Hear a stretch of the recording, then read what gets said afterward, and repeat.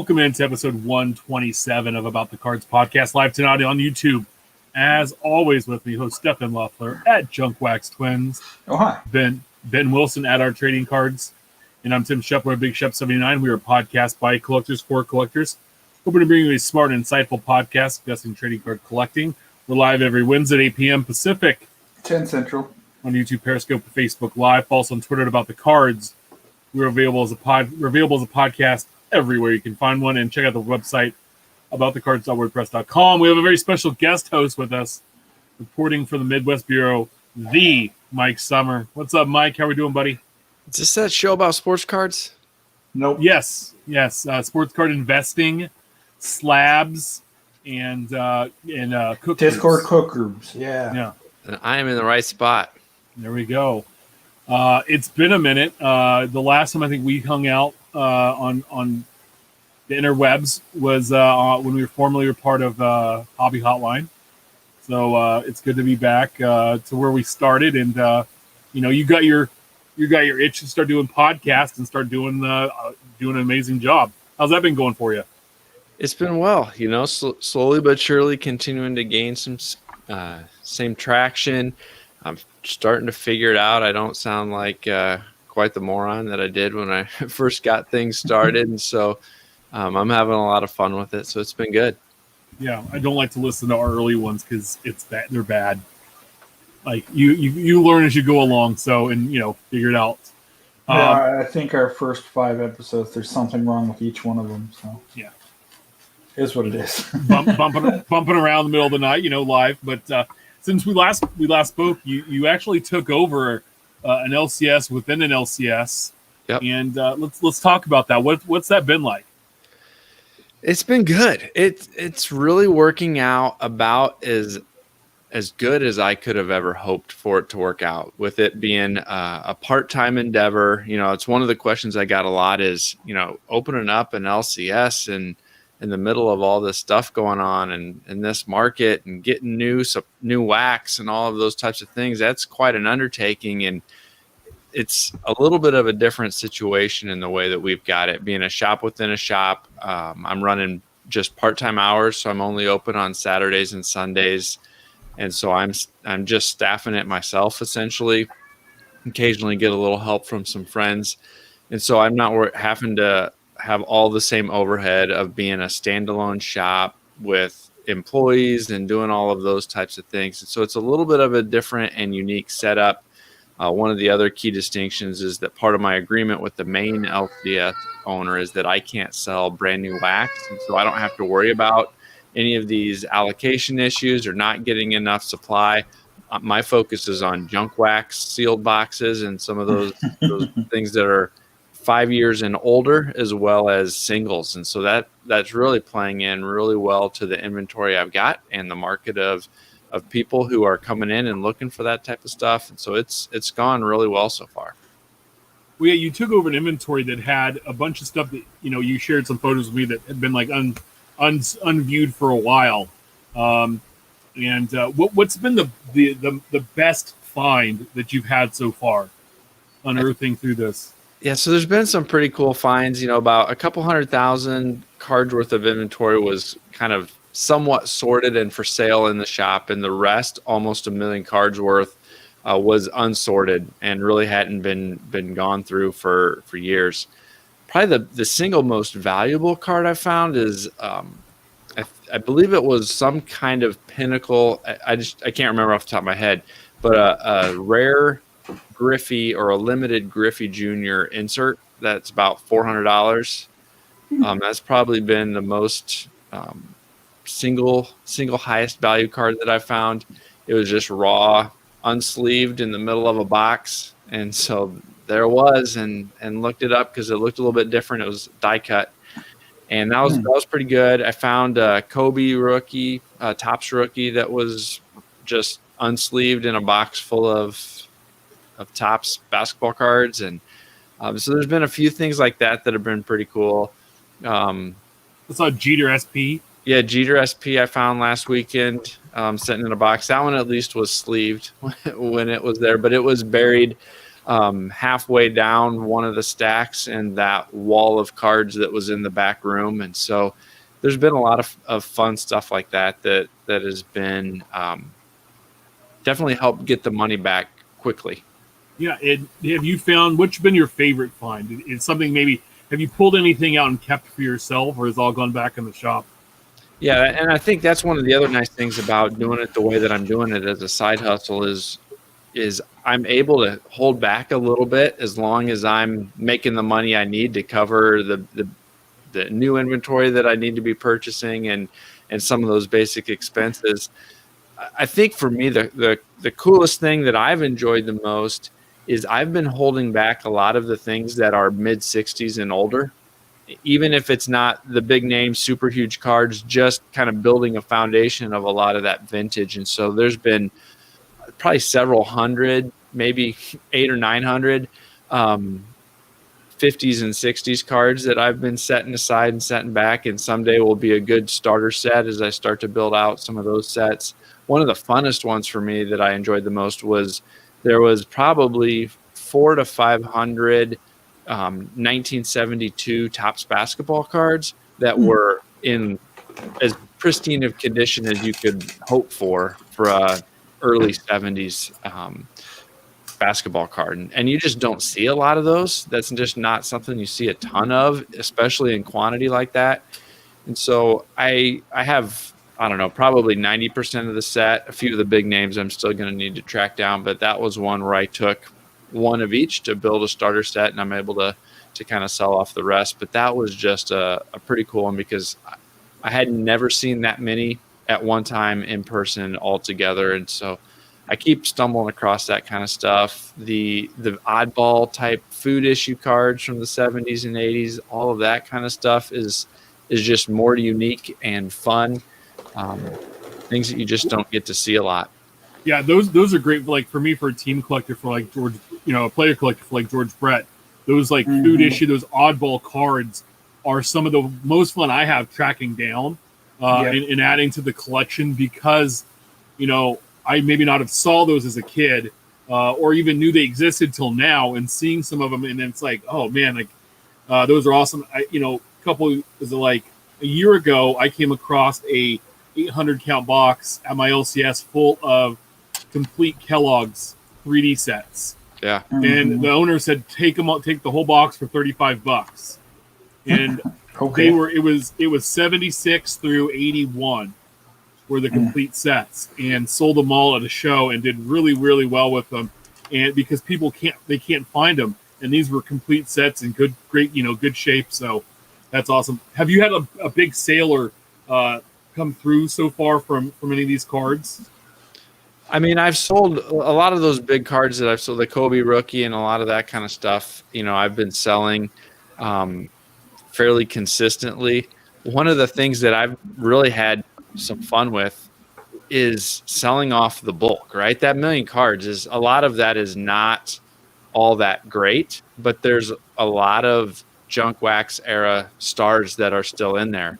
And while I've got thousands or tens of thousands of those types of guys in my quarter box that people are digging through, I don't need them all.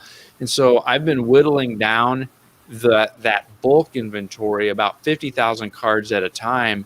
And I've kind of found this sweet spot on Facebook Marketplace where I'll bundle up 40, 50,000 cards. There's still some names in there. I'll slap $50 on it and it's gone in an hour. People are just snapping that stuff up.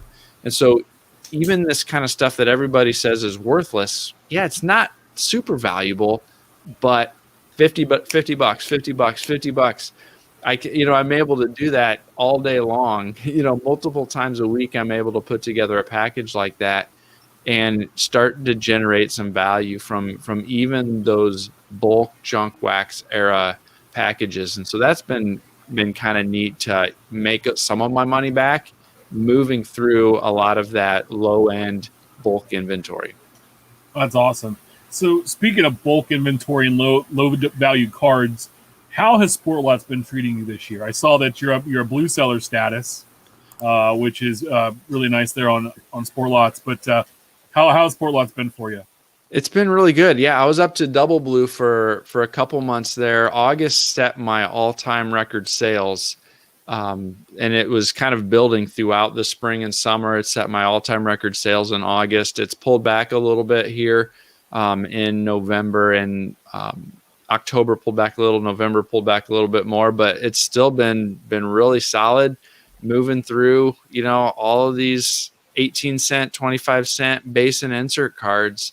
There's still a market for that kind of stuff, despite all of the focus that the high end and the slabs and everything get. There's still a really solid and growing collector base, and so it's been great. I'm still happy to have so many cards listed there and so many more to list from all this bulk LCS inventory that I bought out. So that's awesome. It's been good. Yeah. I've been adding a lot of basketball, especially. There was 40 or 50,000 basketball cards from the 90s and early 2000s that I was able to get up on there, and it's a much lower level of competition for some of that kind of stuff, and so it's been good. That's awesome. I got a question for you real quick, Mike. Have you replenished your 1986 Topps Eric Davai? Yeah, that's the plural for Davis's. Because once in a while, Chucklehead will come along and go, "Hey, dude, I need all 27 of them," for no random ass reason. Yeah, no, I thought I was going to be able to not too long ago. There was a printer paper box full of 86 Topps, but they were all complete sets. So I didn't pull them all not anymore. I decided I'm going to go ahead and sell them as complete sets. Because I could just see you going through 86 Topps and finding some going, this Chucklehead, I'm about to take this guy to the cleaners. Well, Mike and I made a nice trade. I sent an update set, a 2020 update set, and he sent me back a big old box of George Brett's. So that was a few in there that you didn't have yet. I went through because I was actually doing my sorting and finally binding my Brett collection, and I know that there were at least 10 or 15, I want to say, that I pulled out that I didn't have at all. And then there were a couple where I was able to upgrade the card in the binder. So it was good. Plus, I can't get enough, right? I have a couple 5,000 count boxes now all organized with my Brett cards up. So 2021 Montgomery Club kind of had some hiccups going when they invited the current members back and said, "Hey, here's your thing. Thanks for being a member. Come back and sign up." And then you went and you weren't allowed to because it was sold out. I think that's been correct. What's up? You finish your thought, and then I have something to. So I believe it's been corrected. But what was that like? What happened in the back end from Topps to you for that? Because I know you were said, "Hey, I wasn't able to get logged back in." Did you have something before I answer, Ben? No, I was just going to say that we've made our first online live sale for you, and we're going to make a commission. So you can finish your thought, and then we'll go run down the details of this sale. Okay. I'll have to, I don't have the YouTube fired up yet, so I'll have to check this out if it's on YouTube. Ultimately, any kind of direct response back, even with some of the direct messages that I had sent some Topps representatives, never heard anything direct back. Eventually, they publicly shared that they were aware of the situation and were going to take steps to give existing members an opportunity to actually get their membership renewed the beginning of the next week or whatever. And they ultimately did that. They canceled the applications, or they canceled the purchases of all of the new people who had been using that live link that didn't have memberships the year before, and opened that opportunity back up to existing members to renew. And so I was able to eventually renew my membership, which is good. I'm glad they stepped up, did the right thing. It would have been easy enough to say, "Hey, we've got our money either way. It is what it is." But they did the right thing. So I give a lot of kudos to the ultimate end resolution that we have. It would have been nice to be able to do that in a little more real time than have that all go down on a Friday when their customer service is already closed, and then have the whole weekend and all that kind of stuff. But it ended up working out well, and they did the right thing. Now, with a lot of the 2020 stuff you've been able to pre-order through Montgomery Club, have you taken advantage of that? And then also the items that they give you as part of the Montgomery Club, have those been something you've either kept or flipped, or what have you done there? Because I know a big part of it's that complete set that a lot of people are trying to chase down. Yeah, so I treat a lot of this Montgomery Club stuff as PC items, but I did take advantage of the pre-sales and flip most of the pre-sale stuff. There were a couple things that I didn't get a chance to pick up just because I was either gone or I was away when it came out, like the finest flashbacks set and a few of those types of things I didn't end up getting. But a lot of the other stuff I did get, and I was able to flip that pretty quickly, and it far and away covered the cost of my membership. It's definitely, and I'm in from the first year, so my renewal rate's like $199 or whatever it was the first year. I think it was like $300 for new members this year. So especially at that $200 rate, it's been well worth the membership. Yeah, because you get one release, one box. When the Ben Baller Chrome ones and stuff like that, are selling at 2x, and they're $300 buy, and you sell it for $600. I mean, there's your membership cost right there. Oh yeah, there's all except for this last one. Eventually, towards the end of the year, the release price was creeping up and up and up and up, and that margin was starting to evaporate pretty quickly. But like one of the last ones, I maybe only made $30-$40 or something like that after fees and everything, which wasn't a good, based on the percentage, it wasn't that high of a percentage. It was still nice to make the money. But some of those early ones, especially at the beginning of the year, it was selling for 2, 3, 4 times the cost. Because I think Sapphire, I believe, if I remember, I mean, it was like a $300 buy, and it was like selling for $400. I mean, if you're buying 2 or 3 of these and you're sitting on $600-$900, whatever the max is, to make a couple $100, you have to really, if you've already got it pre-sold to where I can pay $9 and I can immediately go to Mike and say, Mike, give me $12, and I've already covered my cost immediately. That's great. But for people that are trying to sell on eBay, when you factor in fees and then whether or not you can trust it, it's a little different if you're getting a 2x plus versus 20-30%. And it just really depends on how cash flow positive somebody is and how much money they can set aside. I mean, it's not like you're talking about a ton of money because you can only get 1 or 2 boxes, maybe 3. Like Finest Flashbacks, I think was 3. Yeah. But those suckers were selling for like $60-$70 at retail, or the buy-in cost, and I think they were selling for like $300-$400 on the secondary. I mean, that's ridiculous. That's good money.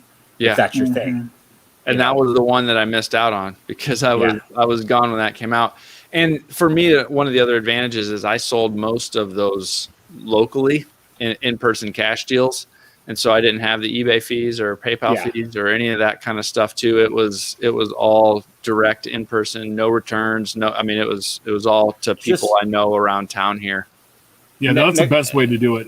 Next time you go out of town, just in case you don't know if there's going to be a release, just give us your login information and your credit card information, and we'll take care of you. You can trust us. Yep, I'll shoot my social over to you as well, just in case you might need to. Yeah, my cousin's a Nigerian prince. So look with the hairline and the glasses, and now the goatee. I mean, we're basically like, we're brothers. We do look a lot alike. Check this out. Don't degrade yourself, Mike. Good looking man. We just sold in our YouTube chat all of your Will Clarks. Andrew at Bayside Breakers, who's been on the show before, he's a good friend of the show and all of us personally. He wants all of your Will Clarks. He didn't say how much he was willing to pay, therefore $5 a card. I probably have close to 600 right now sitting in my Will Clark section. Since this was a sale you weren't planning on having, we want 70% commission, not negotiable. I mean, we can make this happen. Yeah. Also, you have to cover all the fees, like any PayPal related fees, shipping costs. We just want the moolah. Hey, Ben, you obviously didn't get Mike's his writer before he came on the show. I had to send him 1,000 green M&Ms, and I had to send him 1,000 red Skittles and 2 Red Bulls just to be on tonight. So it's not a bad price. I mean, yeah, compared to what some of the other people ask us to do. Yeah, that's true. Hey, I know that you're a big slabs guy. you just bury yourself in slabs. And I want to ask you, slather myself in slabs. slather yourself in slabs. Whoa, boys! A few weeks ago, BGS had some fake slabs pop up. There was a LeBron, for instance, we spoke about on the show. Are you surprised now people are trying to fake these and copy exact ones that exist in the world? No, I mean, there's shady people everywhere. And so, no, it does not surprise me that somebody is trying to take advantage of slabs. And, we've had quality control issues with BGS in the past. We've had quality control issues with PSA, and all of them. One of the primary reasons that people like to grade things is because of the authenticity and the protection and that feeling of genuineness that they get. And while, that probably increases some over just a random raw card, as we have seen time and time again, there's still going to be exceptions to that rule. And we've seen time and time again where there's money to be made fraudulently. There are going to be people that try to take advantage of it as well. And so, does it surprise me? No. Is it going to surprise me that it doesn't matter and people continue to send in record numbers of cards to be graded because people just do? No, I think it's not going to make a difference, at least in the short term. So to interject, so you talk about the self-sustaining hobby, and I think we all could and would love to have that. But one that I've always found curious is how do you find the time, or more so, how do you best juggle being on multiple platforms? I mean, I know obviously you have a deal with our work. You're on Sportlots. You have the storefront. What kind of struggles and success stories do you have for managing on multiple fronts? Yeah, I think so. The first thing is I'm an early riser, and so I'm up usually 4:45 to 5 o'clock pretty much every day. No alarm. That's just when I wake up. And so I've got usually a good 2 hours where nobody else is up, and I'm able to pull orders. I'm able to do blog or podcast type of stuff, all that kind of stuff, bright and early, first thing in the morning. From a card shop perspective, I'm only doing like noon to 4 on Saturdays and Sundays. And so I've got all morning with the family. I'm there for a little bit in the afternoon on those 2 days, and then, back home all evening for that type of stuff. My girls sometimes come with me to the shop and help me sort and start to do some of that kind of stuff. And they're enjoying spending some of that time with me doing some of the shop type stuff. And so that still has been an opportunity for us to connect and talk about cards and talk about what's going on with them, and just kind of sitting there going through cards. And so it's really worked out well, that time in the morning, limited hours the other times a day.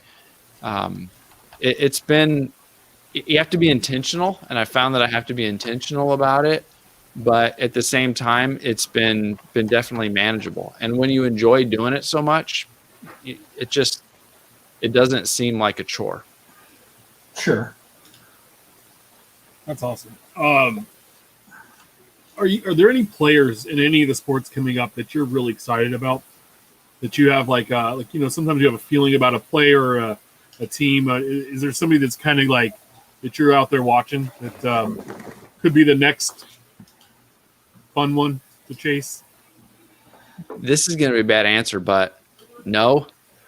I am not a pro scout, and I am not one of the people that tries to identify who that next big person is and who's going to be and who's going to be the next anybody. And that's one of the things that drives me so crazy sometimes about all of the hype that these prospects get or draftees get, whatever, is we don't know what these guys are going to amount to. And so, no, there's not. I just am enjoying the talent as I see it on the screen and as they're actually playing. When it comes to going through cards, when it comes to the business side of all of that question, I'm focused on the legends. I have people coming in and digging through my boxes every weekend, looking for Jordan, looking for Brett, looking for all of the Hall of Famers, Jeter. I sell it, all those guys, and all of those guys. Occasionally, even a McGuire, somebody will be asking about because of the Cardinals connection here in Central Illinois. Yeah, see, that's cool. They can buy all the Redbirds they want. Green and gold comes to this guy. When you find them, just put them in a stack and then call me up and say, "What's your credit card number?" Well, you did see. I get excited. I get excited when I come across all those guys because I've got as many as anybody could ever want of those guys, and they're still in demand, and I don't have to worry about any of their injuries or any of those other things going on, and I'm still selling plenty of them. Did you say you have as many as anybody could want? Yes. Especially more than anybody would actually need. Okay. First off, I need 10,000 George Bretts tomorrow. We're about to do like a what was the dumb MTV one, right? Death cage match, celebrity. Look, celebrity death match. Yeah, podcaster death match. Okay, listen, the word need. Okay, I will argue with you until you're blue in the face. You only need one of every card. Until we start talking about junk wax, McGuire, and Davey. And then that's when, just if it's 1990 or earlier and it's McGuire, just stick it in a stack and send it my way. Well, Dub has started a McGuire PC, so watch out. Well, and you did see that post that I shared of another California guy looking for 1,087 tops McGuires, right? Who said that? Yeah. There was a guy on Reddit. That guy's dumb. I hate him already. What's his name? Said he already has 200. Womp womp. So, Mike, where do you see the hobby in the next 5 years? I think it's still going to be strong. I don't know that it's going to be at the crazy level of hype that we've seen throughout this year, but I think it's going to be strong. It's all anecdotal, right? But I've seen my ComC sales increase consistently over the last 3 years. I've seen my eBay sales increase consistently over the last 3 years. I bought out this LCS earlier this summer, and in 4 months, I'm on track to do better than I could have expected from those in-person sales. I'm seeing kids come into the shop that are 8 or 9 years old, some of them on their own, looking for stuff on their own, and some actively collecting with their dads and loving both the current players as well as those guys from the 80s and 90s that their dads are big fans of. And so I'm seeing my own experience has been that sales are strong on online platforms. I've got demand in the shop from the things of people walking through the door in the shop. I think to some extent that means that there's still going to be a strong market for the next several years. Will things sell at crazy prices? I'm not sure. Does some of this slabbing hype start to slow down? I sure hope so. But I think as an industry as a whole, I think things are moving in the right direction. Yeah, no, I feel the same way. I don't think that some of these prices can be sustainable. But if you can get there was one of our buddies stuff that sent us a message that said he's selling his PSA 10s and buying a 9 of the same card because the difference was like $700. He didn't say what specific card. I have a feeling it was probably a Luca, but where he had a $700 difference in one grade. And he's like, yeah, I could go buy more of them now and stockpile those instead of having a perfect one. And at the same end of the day, it's like, that's still, it's insane to me. Like, I bought, Prizm 1819 Prizm set for $40 and now they're like $1,200. So you tell me 30X in 2 years. It boggles me, but I think the real next spot we're going to see a run on is in the 70s, in the 60s and 70s sets. I think you're right, Mike, in holding on to some of that stuff because I feel like that's where some people are going to go back to and start dipping their toes in once they realize how much fun those sets are and what they can command in the long run. Yeah, I think so. I think there's going to be a continued push into vintage as people go back. I don't know that it'll for segment of the market, they're not going to care at all. But there's another segment of the market that is, and they are going to enjoy it. I think there's people who are coming in and getting hooked, or getting hooked again if they were collectors when they were kids. And for them, they're realizing how fun this is again. The current price of a lot of the sealed wax is just still too high for a lot of people, or it's getting to a point where they're not having fun with that, but they still want to be a part of the card world and collecting, and they're looking for those alternatives. And I think part of that started with a push back into some of the junk wax stuff, and I think it's going to go a step further back, like you said, back into the 70s and 60s too, and there'll be a little bit more of a build back up maybe of that vintage stuff too. Yeah. Well, I mean, when I'm seeing 1989 Donruss boxes that I bought all day, every day for $5, even 3 years ago, now going for $25 on blowout as a special for Black Friday, things are a little absurd. Oh yeah, 87 tops going for $30 to $50 a box sometimes, when they were $5-10 all day long. The same or time just frame. $10 for a factory set. Yeah. I mean, I have a buddy I've talked to before, Murphy, and he's gotten back into it in the last just handful of months. And he said how therapeutic and how awesome it is to just get back to something he did with the kid. We go back and forth, a couple times a week talking about cards. And it's reconnected us, which has been cool. But at the same time that he's had some fun. He's living in a new city, and so he's been able to kind of have like a little point that grounds him a little bit, I guess. And so that's what's cool about seeing this, is a lot of people hopping back in and doing that. So, Mike, you down to hang out the whole show? Yeah, you bet. All right, let's do this. Let's get into the week that was last week's releases. We had Topps Living Week 142, one and only card 366, Tony Oliva, outfielder, Minnesota Twins, sold? No one knows because Topps hasn't updated the site in a while for the sold numbers. So there it is. We also had 2020 Topps Chrome Black Baseball, 2020 Panini Impeccable Football, 2020 Panini Rookies and Stars Football, 1920 Panini 1 and 1 Basketball all came out. Hot off the press is this week's new releases. Hot off the press is this week's new releases. Topps Living Week 143. We had card 367, Jorge Posada, catcher, New York Yankees. Card 368, Teoscar Hernandez, outfielder, Toronto Blue Jays. Ooh. I think I have his auto from 2015 Diamond Kings. Hernandez, not Posada, obviously. Oh yeah, not a great week. You get a all-time fan favorite Yankee vet, but I'm with a Met, a Red Sox. Yeah, another standard week. I mean, we're gonna have duds. I know, but does Hernandez set an all-time low? Chances to, for sure. Right.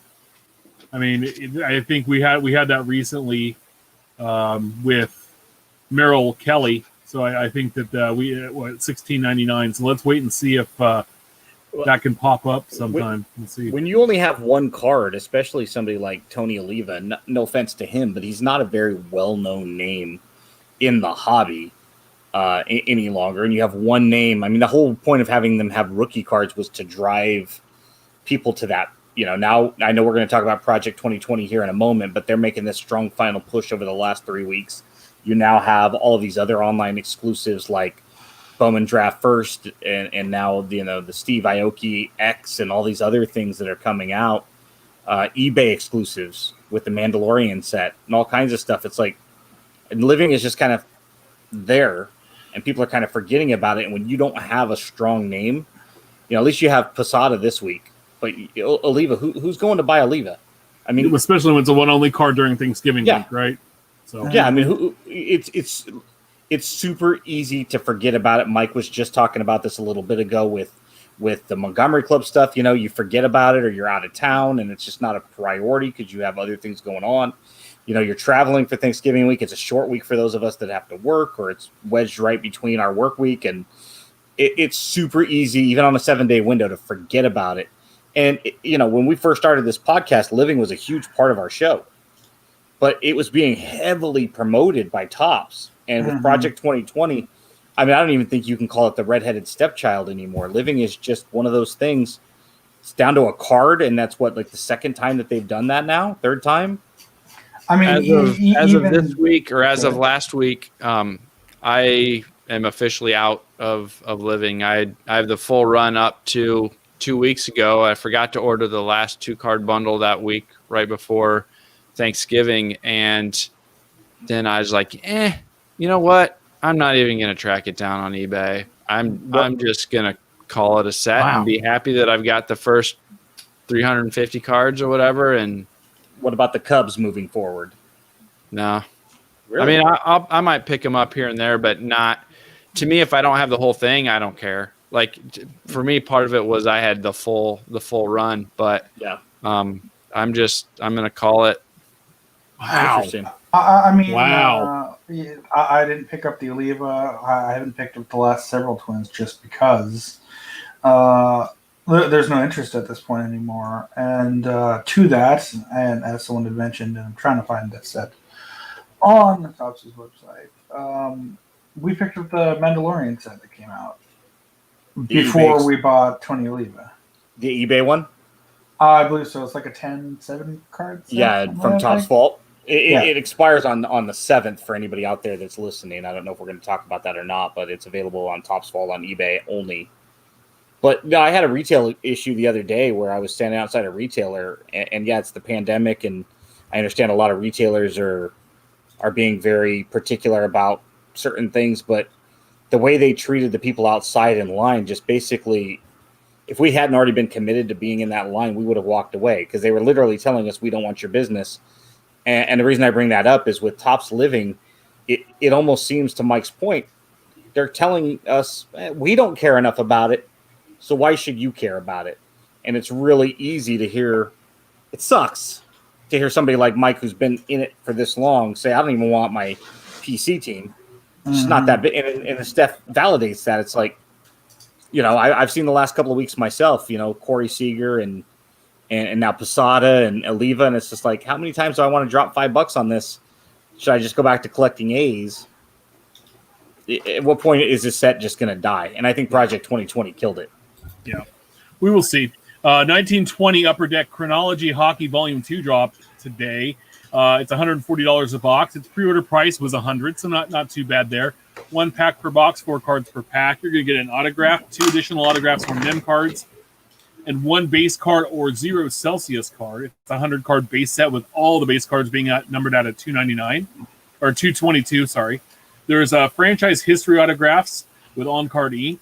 It's a big checklist with around 200 different players signing. It's a mix of veterans and past players that weren't in the first volume.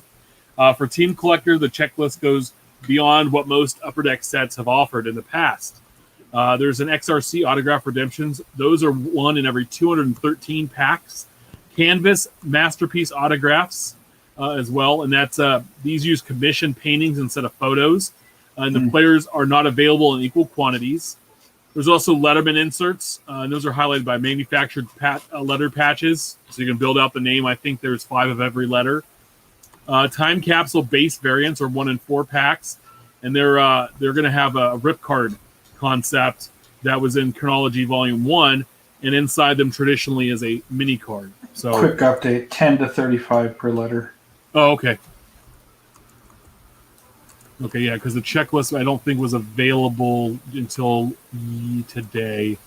And I put this together there's a few 10, naturally the autographed versions, but up to as much as 35 per letter. Nice. And there's some pretty big names in there. Mm-hmm. We also have 2020 Panini Prizm Draft Picks Collegiate Basketball dropping this week on Friday. It's $148 a box, $82 pre-order. Not too terrible.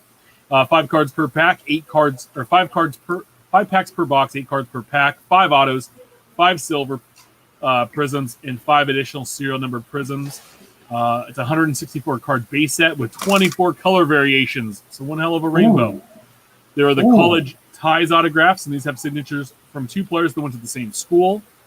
Power Surge and Thunderstruck are both inserts that are debuting this year. And And Steph's freaking out over the Max Meyer. That's pretty with the gold background. Yep. And there's tough short prints, the Color Blast, Electric College Stars, and Dominican Prospect League Stars. And then they have the top 10 picks of the draft, so that are going to be in this set, plus some other guys like Wander and some of those other guys. But Spencer Torkelson, Heston Kirsten, Max Meyer, Asa Lacey, Austin Martin, Emerson Hancock, Nick Gonzalez, Robert Hansel, Zach Veen, and Reed Demers are the top 10 picks, and they're all in this set. So if you're like Bobby Witt's got some cards in there. If you you like prospecting and you want to get some draft picks for not too bad of a price, you get an autograph a pack. It's not too bad. The chances of doing pretty well there. Yeah, to Steph's point that he was making about that being a good-looking card, I personally am not going to go after any of the A's in there because it does nothing for me in their college uniform being baseball. But a lot of the cards I've seen, a lot of the mock-ups, they're slick-looking cards. Yeah. Panini is really done well with these products, and Prizm is ridiculous. Dude. And I've seen some yeah. No, Prizm's all. I mean, I've always loved like Prizm, baseball and football and this collegiate baseball stuff. I think it's going to be kind of sneaky good. It's probably going to get a little bit more love because Bowman Draft's not out yet. But it's one of those products where you're getting 5 autos a box for $150, right? Mm-hmm. That's not too bad of a turnaround in the chance that you could get a Spencer Torkelson autograph. And okay, it's a college one, but it's still it's still one of those things like it's an autograph of the first pick in the draft. And we were talking about this before the show. We were talking about the 2014 draft because Kyle Schwarber got non-tendered or whatever, right? And so how bad those first 5 picks of that draft were. I mean, the first guy didn't sign. The second guy's been consistently hurt. Third guy's got 97 innings. Yeah. Schwarber and then Nick Gordon, he's not even made it to the league yet. Well, and we're in 2020.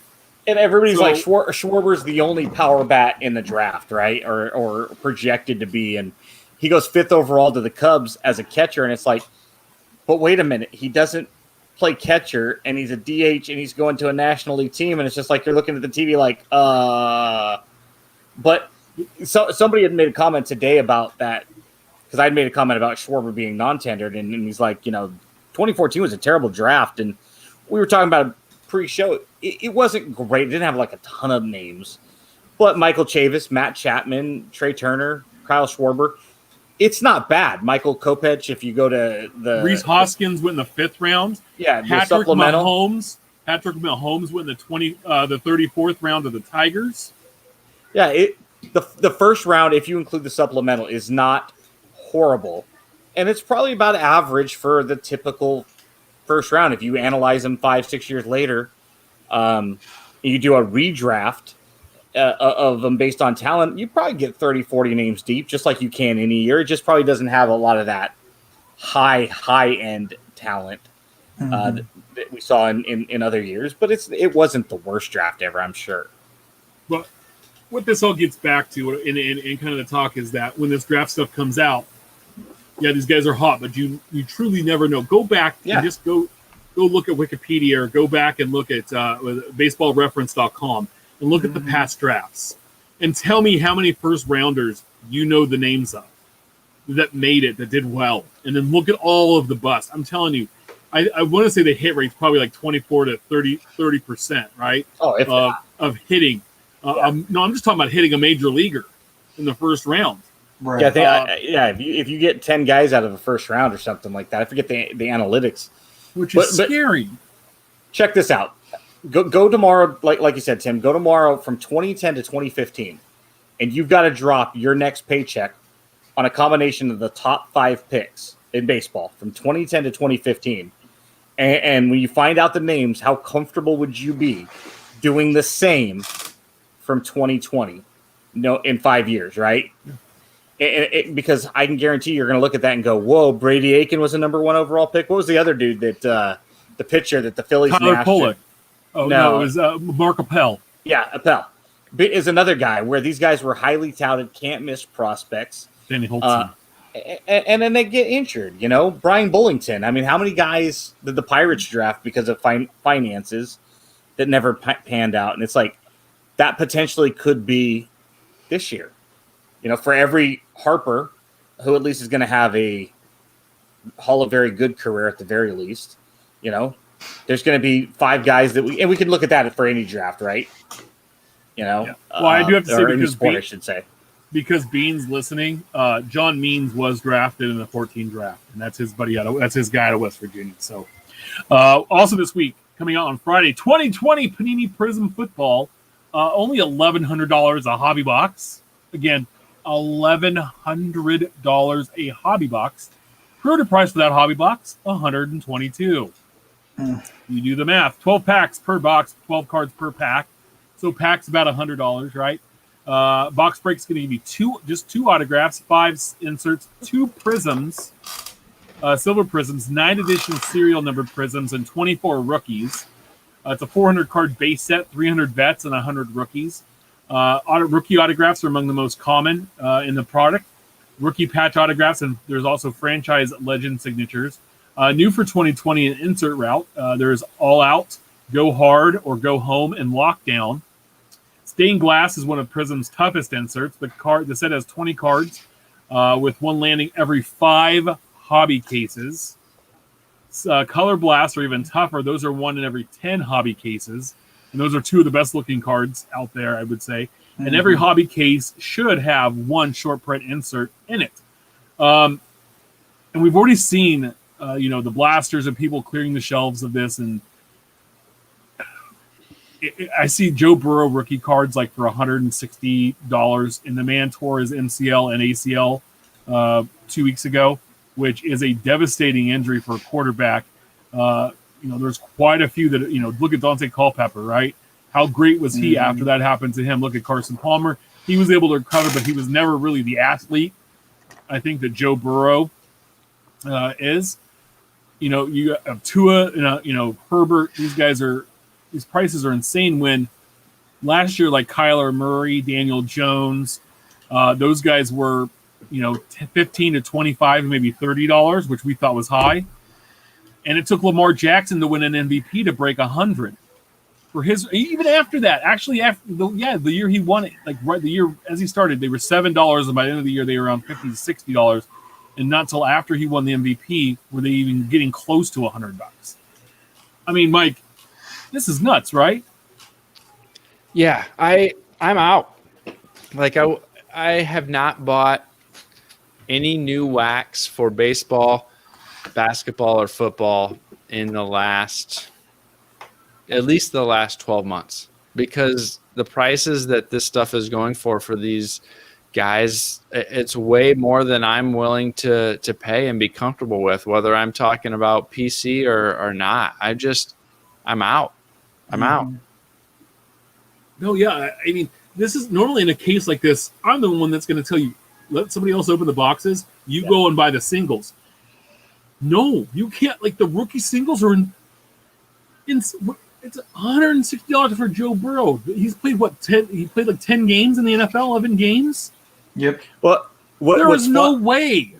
What's funny is my former friend Dub has been trolling me in the YouTube chat about having excessive Mark McGuire's and starting his own PC. So outside of being dead to me, before the show, we were watching him bust some 1999. What was it, Steph?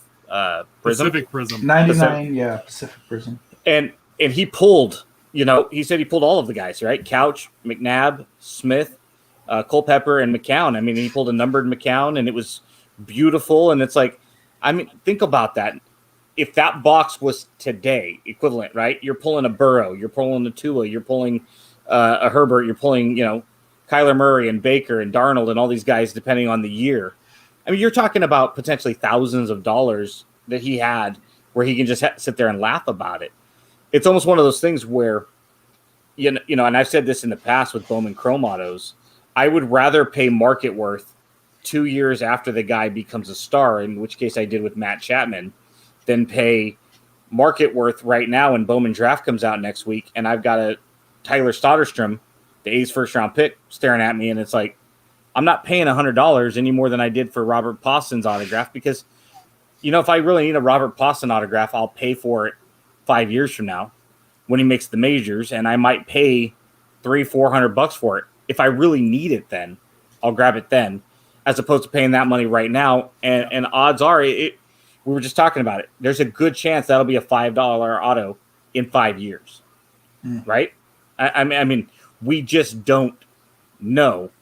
And a guy like Lazaro Armenteros, this Cuban kid that comes out and he's like he's got the most raw talent in the A's organization right now. And they're talking about leaving him off of the Rule 5 protection because, it's like 4 years ago, though, that autograph would have cost me $100. Yeah. It's like there's a good chance now. I mean, odds are he's probably going to get traded to the Royals because that's what happens to all of our first round picks. We trade him for Homer Bailey. They just signed Mike Minor. So mid-season next year when we need another arm, we'll trade another first-round pick. You guys will get Austin Beck, and we'll get Mike Minor back for half a season. Yeah.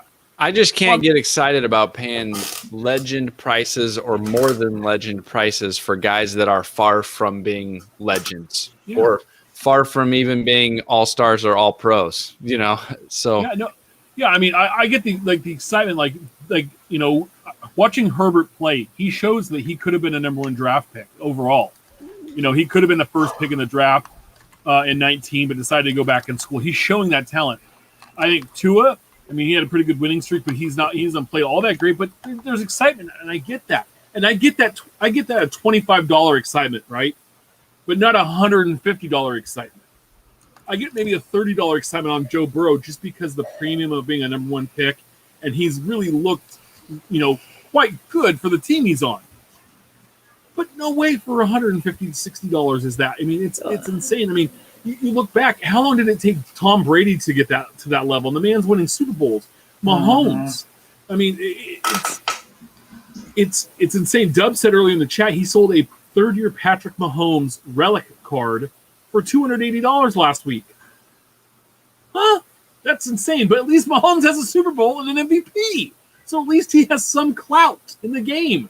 It's nuts to me, guys. And we're going to talk about this later. A very wise person on Twitter had a very smart comment about this, and we'll talk about that later. But a few more things are coming out this week. 2020 Topps Allen and Ginter Chrome Baseball drops Friday. $185 for a box. The pre-order price was $60. Not all that bad. It's 18 packs per box, 4 cards per pack. You're going to get 2 Booming Cities minis, 3 Bugging Out minis, 2 Safari Sights minis, 18 mini parallels, and 6 refractors. It's a 300-card set, the same as the original release, and is Bowman or is ANGX as well. Parallels come both traditionally and size refractors and mini cards. Autographs are very tough in Chrome. They land 1 per case, and there's no mem or rip cards in this product. Seems odd they dropped Bugging Out from the quote-unquote short print status. Those were not 1 a box, 3 a box. In regular. Yeah, so I think, with not having rip cards and you're not having, the other stuff in there, there's that. There's a couple, differences with it. But I can't wait to see these in person and see what they look like. Not super excited that we need more Chrome products, but as an Allen and Ginter nerd, it's neat to see. But is it Topps Chrome or is it Topps Allen and Ginter? Right. Yeah, it's got both the logos. It kind of got to have both their names up front. 2020 Panini Flawless Baseball drops Friday. So, guys, you better have your paychecks ready Friday with Prizm, Flawless, Allen and Ginter Chrome.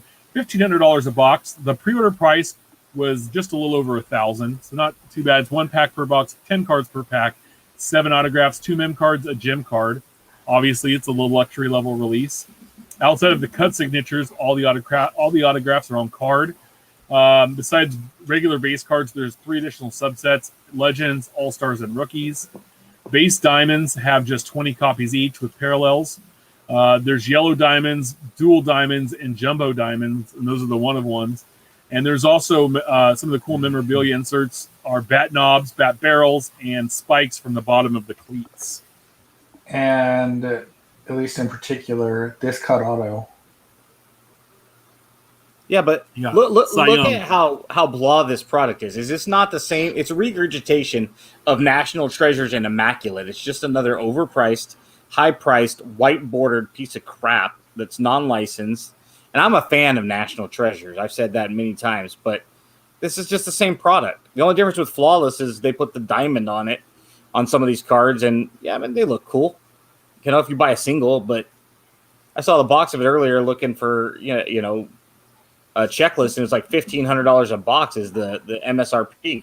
Mm-hmm. I'm not hearing that noise. Not after you guys just pissed out National Treasures and Immaculate over the last 6 months. I don't need that crap. You know, it's just, and really, how many Cy Youngs did Cy Young win? he won none. It's like he wasn't even that good if he can't even win his own award. So there goes your top product. Top hit. Yeah. So make sure you check out Ryan Cracknell's articles on Beckett.com/news for more details on all these releases. What's brewing? Next week's release is 2020 Bowman Draft Super and Super Jumbo. 2020 Topps Transcendent Collection. So Topps just dig it in your wallet next week. 2021 Upper Deck Black Diamond Hockey and 2020 Topps Stadium Club Chrome. More Chrome dip cards. All drop next week. Infield Chatter, Hobby Talk section part of the show. Black Diamond as a product. Just getting that out there. Our buddy Jimmy from at Kentucky Cards has more friends. He tweeted out a picture. At Nick Richards stopped in today. Couldn't have been kinder, cooler guy. He even opened packs with us and pulled a Nick Richards. He was a University of Kentucky basketball player, center, and he was a second round pick, the 42nd overall to the Charlotte Hornets, which is pretty cool. Design card, and it could be a $10,000 card. They used to see these at like Target, all that. Now dudes camp out like a shoe drop. So yeah, It's crazy. Yeah. I mean, this is like a 6'10" center just hanging out with them, opening cards. Like, veterans in the league. There you go. Hey, Let's go. He got his own card. He got his own card. That's perfect. yeah. So Jimmy must be well connected with the Kentucky program because I'm you know saying. when Coach Cal comes by and says hi, like, And gives you Explains- stuff like he's giving you your lunch from DoorDash. Like, here you go. I got Yeah. some more. Wait a minute. Let me unbuckle it. Here's some more. yeah, with the shoe collection this dude has, like, it tells you like he's got, he's pretty popular over there. But anyway, I thought that was pretty cool. 20K collection. So the Boston Red Sox general manager Brian O'Halloran is teaming up with Red Sox Foundation to offer the fans a choice to win a chance to win his personal collection over 20,000 baseball cards in supports of the Red Sox Foundation. Foundation's ongoing commitment to social justice, equality, and inclusion.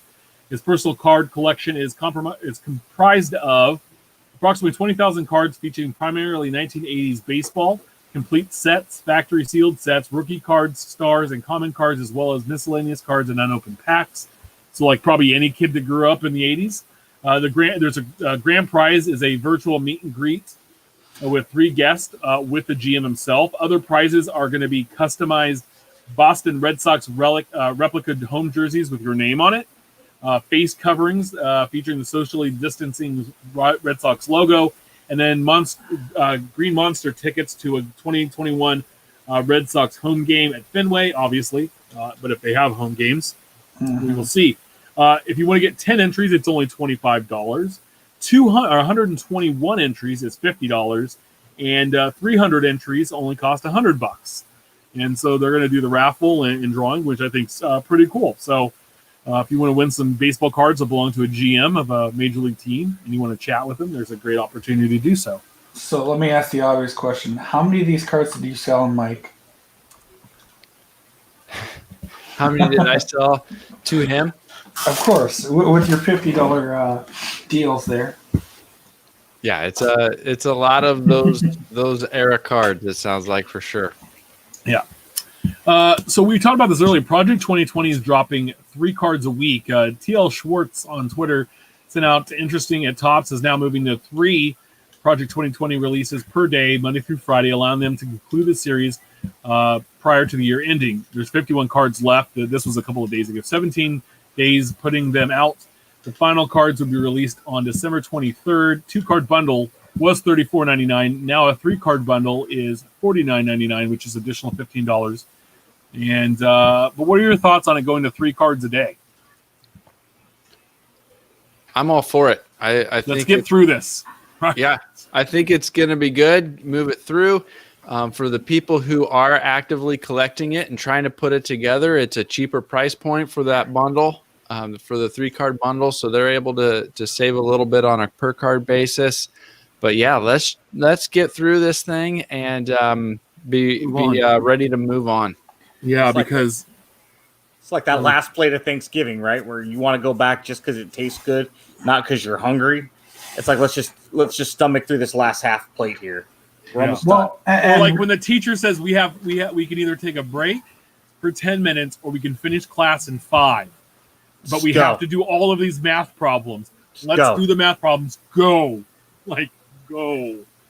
And relatedly, I don't know if you guys saw this or not, but there's Bowman. I hate stuff. Real quick now. This was something interesting, right? I've been buying both Hendersons and Maguires at, let's call it $22 a pop, right? After you pay for the tax and everything. So they've yet to release a Henderson and a Maguire on the same day as a 2-pack.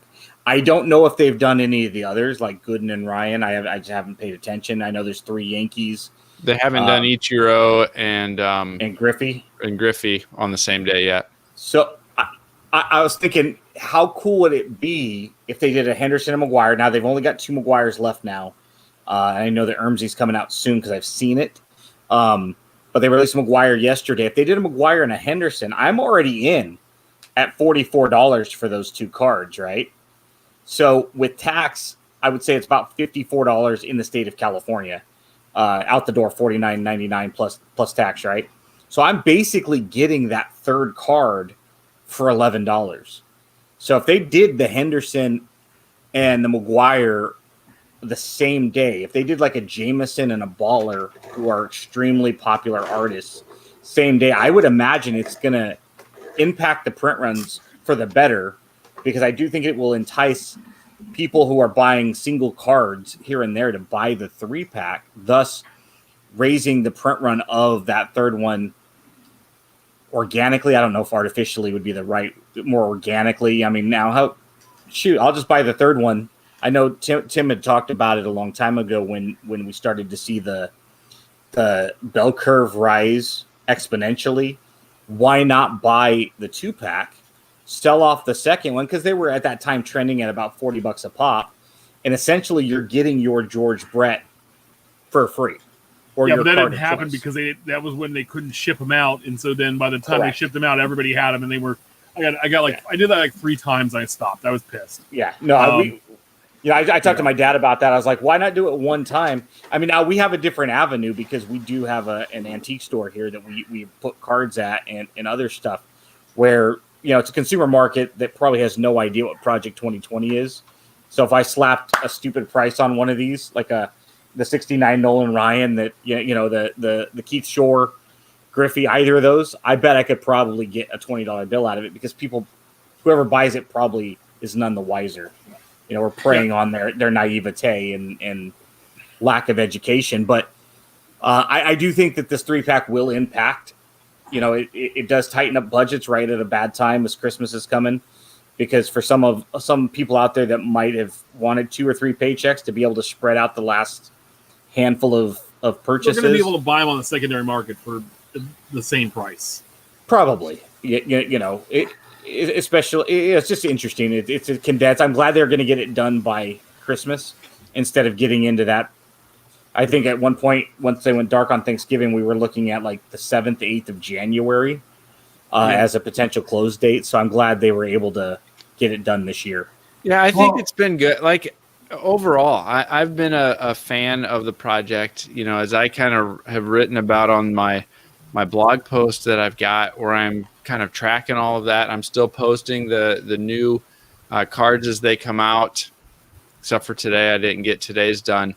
It's been a great attraction for the site. I've enjoyed the cards. I've got about 100 of them that I've kept for myself when I was buying them regularly throughout a good part of the early summer. But I'm definitely happy that the project will be coming to a close, and we're going to be wrapping it up here over the next couple of weeks. I'm just a good stuff. I have two questions for this. One, I wonder if we see. I would hope that we don't see two of the same artist's card on the same day, especially with the amount of shifted names and hey, you need to redo this real quick. There's a good chance that we'll see Don C at the same time as Christmas approaches, for that very reason. Just because I think he's backlogged by a couple. I think, Mike, are you still tracking this? Yeah. Do you know how many Don C has where he's at? Because he should be at about 17, right? Yeah, I think he still needs like 5 or something like that here in the last run of 50. So we'll see 2 or 3 in a week, probably not same day. Now, Brett Howard in our chat rooms collects all the Bretts and Blake Jamesons, so he bought the 3-pack. As I was saying, he got the F. Mattingly for a reduced price because he would have bought those other 2 anyway. So, now all of a sudden the F. Mattingly probably gets one more on the print run that it wouldn't have otherwise potentially. So, yeah, I just, my thing is I'm afraid to see what they get next year to replace this. So let's see what happens. They released pictures this week. 2020 Big League came out. 2021 Big League preview came out. Buddy Ryan Cracknell, Trader Cracks sent out a tweet. 2021 Topps Big League base design. And I know there's going to be some yearning that this was the flagship design, and I agree. I don't think so. I'm not no. As a flagship card, I don't like it all that much. It's a nice look, but it's neat, but not for a flagship product. So presumably team colors. So there's that. It does kind of remind me of like a early 80s hockey set. Yeah, well, it looks like 82 with the hockey stick baseball. Yeah. I do like the curved edges, and the design's nice. I mean, we'll have to see it in hand, obviously, whether they use cheaper or thinner cardstock or whether the photos look decent. But no, I like the design up the gate more than I did 2020 Topps anyway. It's a pretty design, but not for flagship. It just looks cheap. Yeah. I was going through some cards today, and I think that 2019 is that design, and it's similar to this with that hockey stick. That design has really kind of grown on me. I'm looking back on it and more, and I think I really like the 2019 design. So anyway, that's just a random thought that popped in my head. So and really, it's what's that year? 74 Topps maybe, kind of curvy, rounded, just like this. Yeah, they had 74 had the round. They had the top. I think around the photo of the guy it was rounded a little bit. So. Do you think that, I know that was just a mock-up, but do you think the actual bottom edge of the card is going to be rounded? No, it's not on that. It was on that. No, it's just the preview. Okay. That'd be different. Yeah. Like playing cards, by the way. If you had your Topps Future Stars thing, you got the Kenny Mayne set this week. Yep. Yeah. I was all, what the thing is that the little 5-card set really quick that came in there, I've bindered it up. It looks really good, except for that 1 month where they sent the soccer cards, because it doesn't look like it belongs at all. It sticks out like a sore thumb. Even the Stadium Club kind of sticks out a little bit, but I liked how they had the Stadium Club theme with the box of Stadium Club, though. Yeah, no, that was fun. That was a good box. And I personally liked the fact that we did get soccer cards as something different. I was hoping we'd get some Garbage Pail Kids or Star Wars or some other, I just things in there too. I just wish that the little 5-card pack had looked similar to the actual cards that they released in the set. So they're all, anyway, it's that. But the card stock is legit. I mean, they're fancy. Yep. They're fancy. Terry Smith has a release coming out. If you're not familiar with Terry Smith, Ryan Cracknell put an article out on this. He's the artist behind the original Fleer Provision cards from the early 90s. Dub, you're going to want to look at these. He's returning to the sports realm. He's just launched a line of limited edition basketball prints, each available online for just 1 week. The art is being released one piece at a time. Maximum print runs will vary, although each print will have caps between 250 and 500 copies. There are also artist proofs that will include a hand-drawn piece of art. The prints are going to run you $4.99. The artist proofs are going to run you $9.99. and I'm not saying $4.99. I'm talking $500 and $1,000. But this LeBron James, holy moly, can we get? Oh, and what is Mike holding up? Can we get a little bit of love for for Terry Smith getting back into doing some sports cards? Oh, So, what is that, Mike, exactly? That's not one of the prints now, is it? This was a promo card that was distributed to attendees of the industry summit a few weeks ago, promoting this product. And so it's like a dual-sided card with the LeBron on one side and the Zion on another. dude, we need to get this man back drawing some provisions. I'd love to see it. Oh my gosh, those provisions were amazing. And then in the Dick Prez Diamond Kings, right? Like, and then the Vernon Wells Upper Deck. Like, we had art in our baseball cards. Like, anyway, it makes me. I've got a binder of 26 pages of 81 through 89 Diamond Kings. Real quick, that McGuire, that hangs above Ben's bed at night. That's what he stares at when he goes to sleep. Dude, yeah, I have it tattooed on the inside of a T-shirt so that we can go chest to chest with it. I'd just like to point out the 1997 American League Rookie of the Year. Well, okay, he was that good. He won it twice, 10 years apart. And Cy Young never won a Cy Young, so go figure. So, PSA actually sold this week. Sports Collector. Which PSA card? No, PSA, the company, Collectors Universe. No. The parent company of PSA is being sold to an investor group led by entrepreneur and sports card collector Nat Turner for approximately $700 million. D1 Capital Partners LP and Cohen Private Ventures LLC will acquire all of the company's outstanding shares of common stock for $75.25 a share in cash. The Cohen Private Ventures is oversees certain family office activities for and invest capital on behalf of Stephen Cohen and his family, and he is the new owner of the New York Mets. PSA will also be moving from a publicly owned company to a private entity. Joe Orlando will still remain the president and CEO of Collectors Universe and will lead Collectors Universe and retain all its headquarters down in Santa Ana, California. This Nat Turner, I think he's like 34, and he's been like just whenever he touches things, reading through the article have just kind of exploded. We've heard some stuff that he's been he's the right guy to hop in and be this because he is a collector and understands it. But wow, $700 million. Not a bad day if you have some PSA stock. Well, that's the interesting bit. Screen still shared over there. Here's his Nat Turner's cards, his Instagram profile. Topps Chrome LeBron, Aaron Rodgers. Oh, he had BGS though. Uh-oh. Breaking boxes. He needs to sell all of his BGS cards now. I asked one of our friends, Brian Patterson, on Twitter after the announcement because he was like, "This is an awesome move," and I wasn't familiar with the new owner, and I was like, "All right, so treat me like I'm dumb, Hey, why are you excited?" Yeah, not far of a stretch. For me, it was one of those. Okay, I don't know. So why are you excited? And he's like, because this guy collects cards. It's like. And this is his quote, and in quotations, he's like, he's one of us. And so what does that mean moving forward for PSA?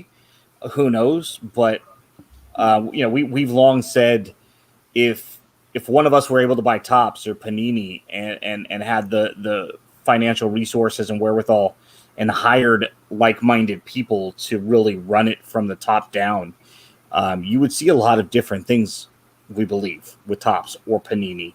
So maybe we see that with PSA now that, quote unquote, one of us is buying it. Yep. Who knows? But it'll definitely be interesting to observe. I was a little surprised, caught off guard by the overall price point. I didn't realize it would be valued quite so high. But there's also the coin side of it too. There's more to Collector's Universe than just the PSA part of it, because they have a couple other. I think there's a couple other companies underneath that umbrella. So, but grading is legit, guys. Remember this. At Firebox Cases tweeted out 9 centering, which is not his, and then also a 9 centering, which is his card. He's showing 2 different Zion Williamson Prizm rookie cards from 1920. And if you look, and you know, you're watching the podcast, hard to see, but we share the tweet. The first one, 9 centering, it obviously is at least 75-25 on the centering, where you have the left side's way thicker than the right. His is a little bit better, yet they got the same centering grade. Again, just showing, and it's obvious if you see these 2 cards, it's just showing to me it's opinion and not fact. There's no specific way to do this. They're both by BGS. They both have the same grade, and they both look, you know, there's enough difference just looking at the naked eye that you can tell both cards are not made equally. So one's a little more on center than the other. Watch the Breaks tweet out a picture. Wow, reprint in the eBay listing, but in a slab with a fake PSA label, as if it's a legit. This was an incredible find by K Train. Is Kurt 21. It is it's a 2011 Topps update. Mike Trout Target Red, PSA graded Gem Mint 10, but it's a reprint card with a fake PSA tag inside, and it's listed as a reprint, but yet graded as if it was a real card with a fake PSA label on it. So, guys, you know, outstanding. Well, and that's the worst part is, you know, had they not actually specifically listed that it is a reprint, here's PSA's lookup. It matches a 2011 Topps update, Mike Trout, Target Red border. Yeah. Exactly. Yeah. Grading's legit. And then Mike today tweeted out, real talk, I have the same confidence in stacks of plaques as I do in PSA and others. And here we go. Pull up Mike.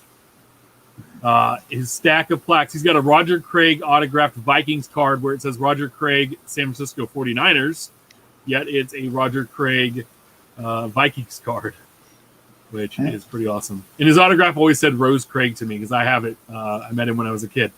But stacks of plaques, all autographs are guaranteed to be authentically hand-signed by the player or players shown. Yes. Yeah, it was kind of just to illustrate the point that, you know, a lot of people put so much faith into the authenticity that comes from grading and the legitimacy that comes from autograph authentication. And yeah, there's a piece of that. And some of these things that we've been showing or that we talk about are exceptions to the rule. But at the same time, there's enough of it going on that for me personally, why should I trust PSA or any of the others any more than I trust stacks of plaques?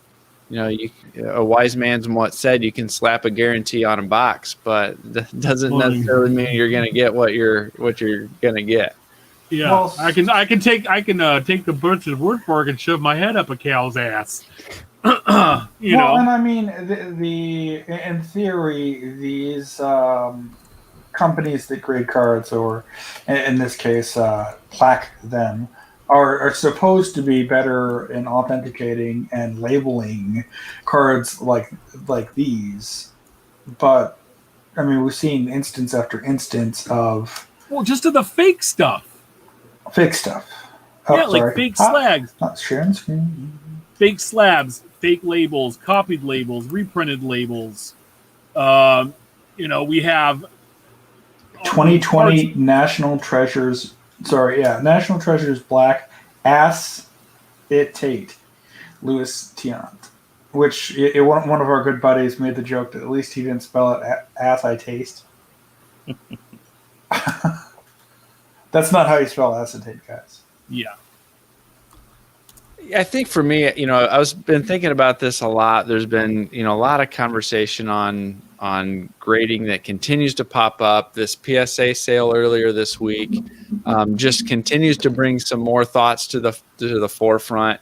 Now, the tweets that I put out yesterday, and then a couple today, just asking why people grade, and the predominant reason was because of the increase in value. And what I'm trying to understand now is, what about it do you think causes people to be willing to pay so much more for perceived value, a graded card?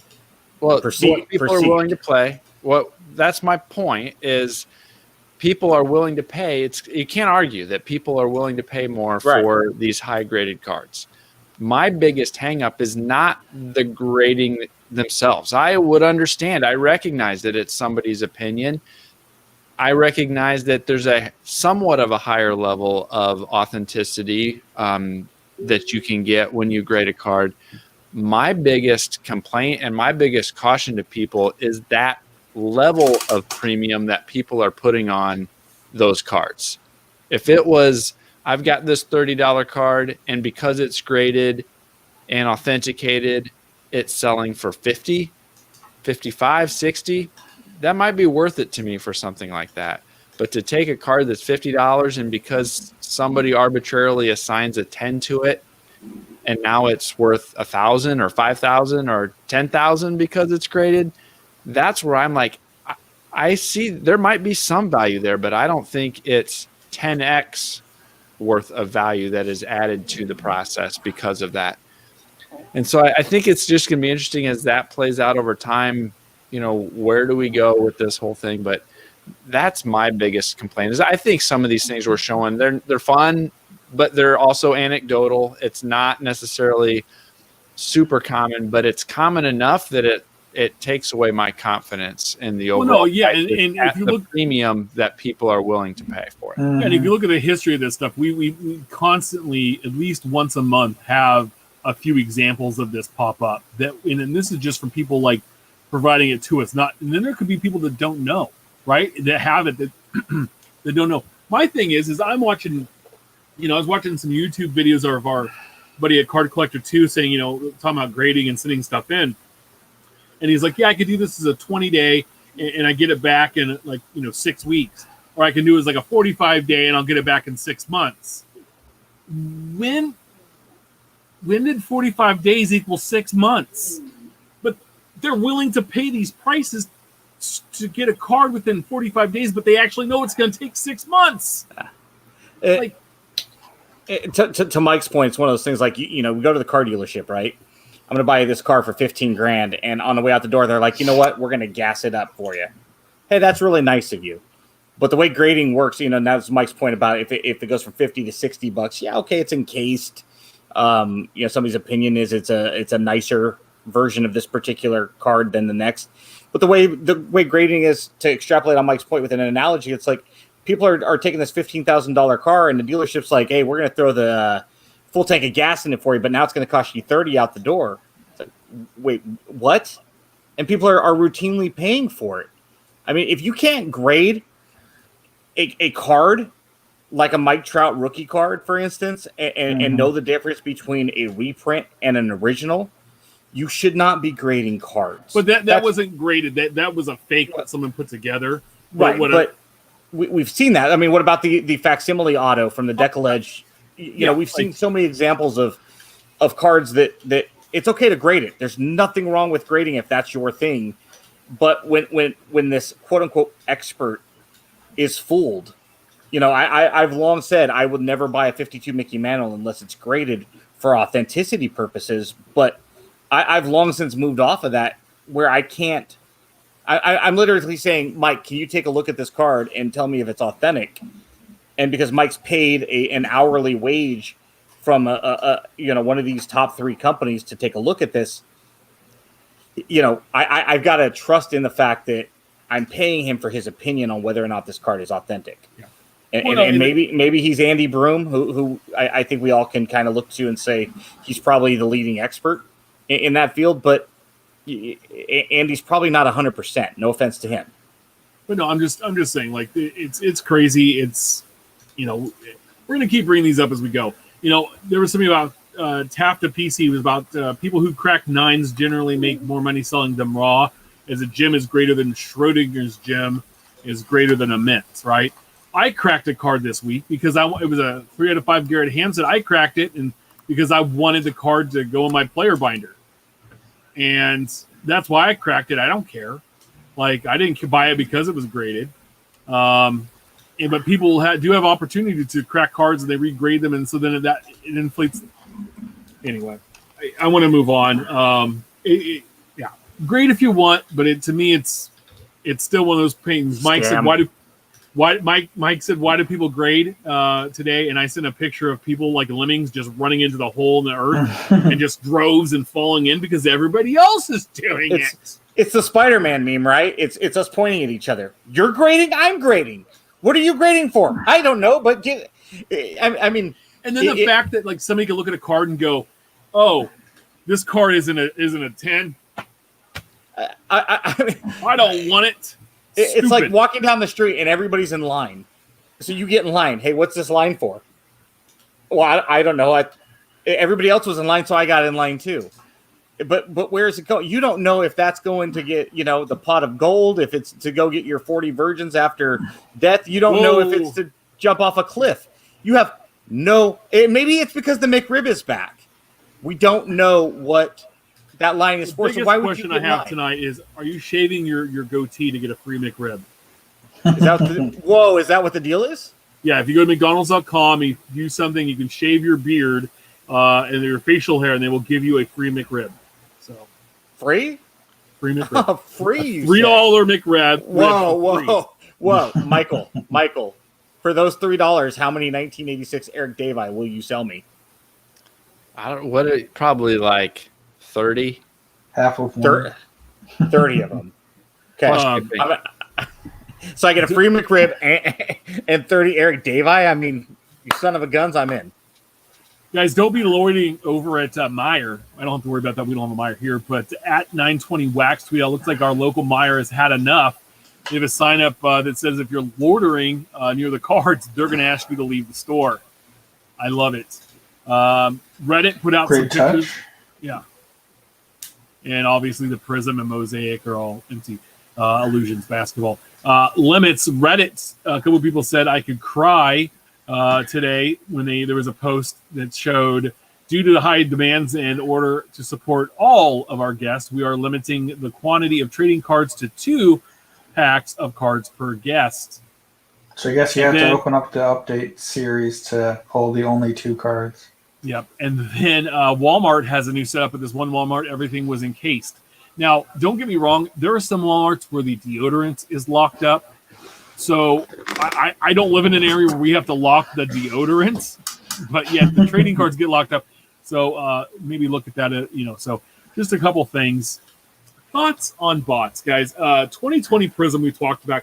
Drop this. It comes out Friday, but retail has already been out there. This is from Up My Sleeves on Twitter. Finally, final tally on the initial 176 blasters, 812 hangers. Just needed one more order of 12 for an even 1,000 boxes. And I edited out the information of the programs he used. If you want to find it, you can. At KSR Automation, we are becoming jaded to all the success. Every new sports card release is another KSR feast.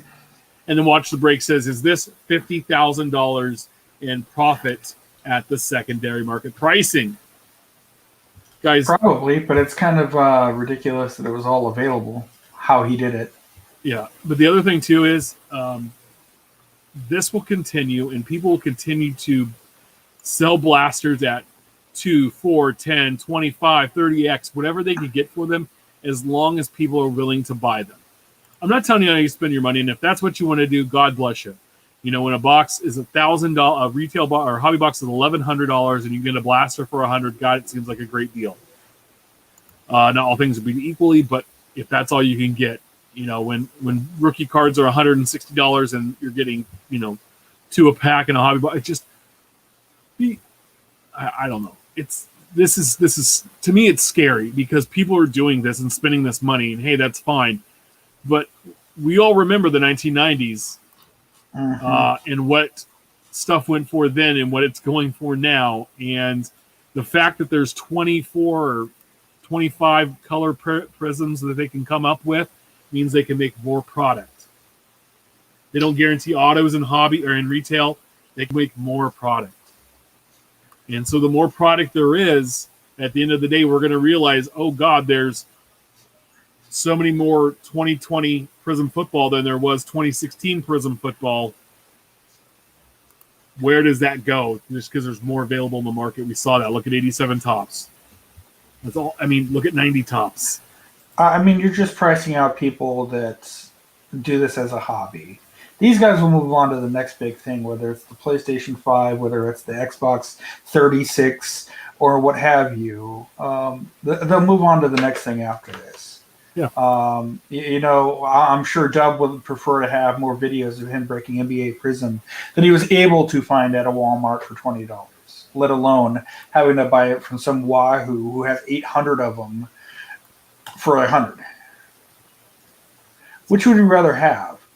Someone who loves and respects the product and the hobby in general and does a damn good job of promoting it, opening that, or it not being available because this guy bought 800 boxes and 176 blasters. Yeah. I usually try to pick up a couple quarterback Prizm rookies. I'm out. I'm done. Like $20.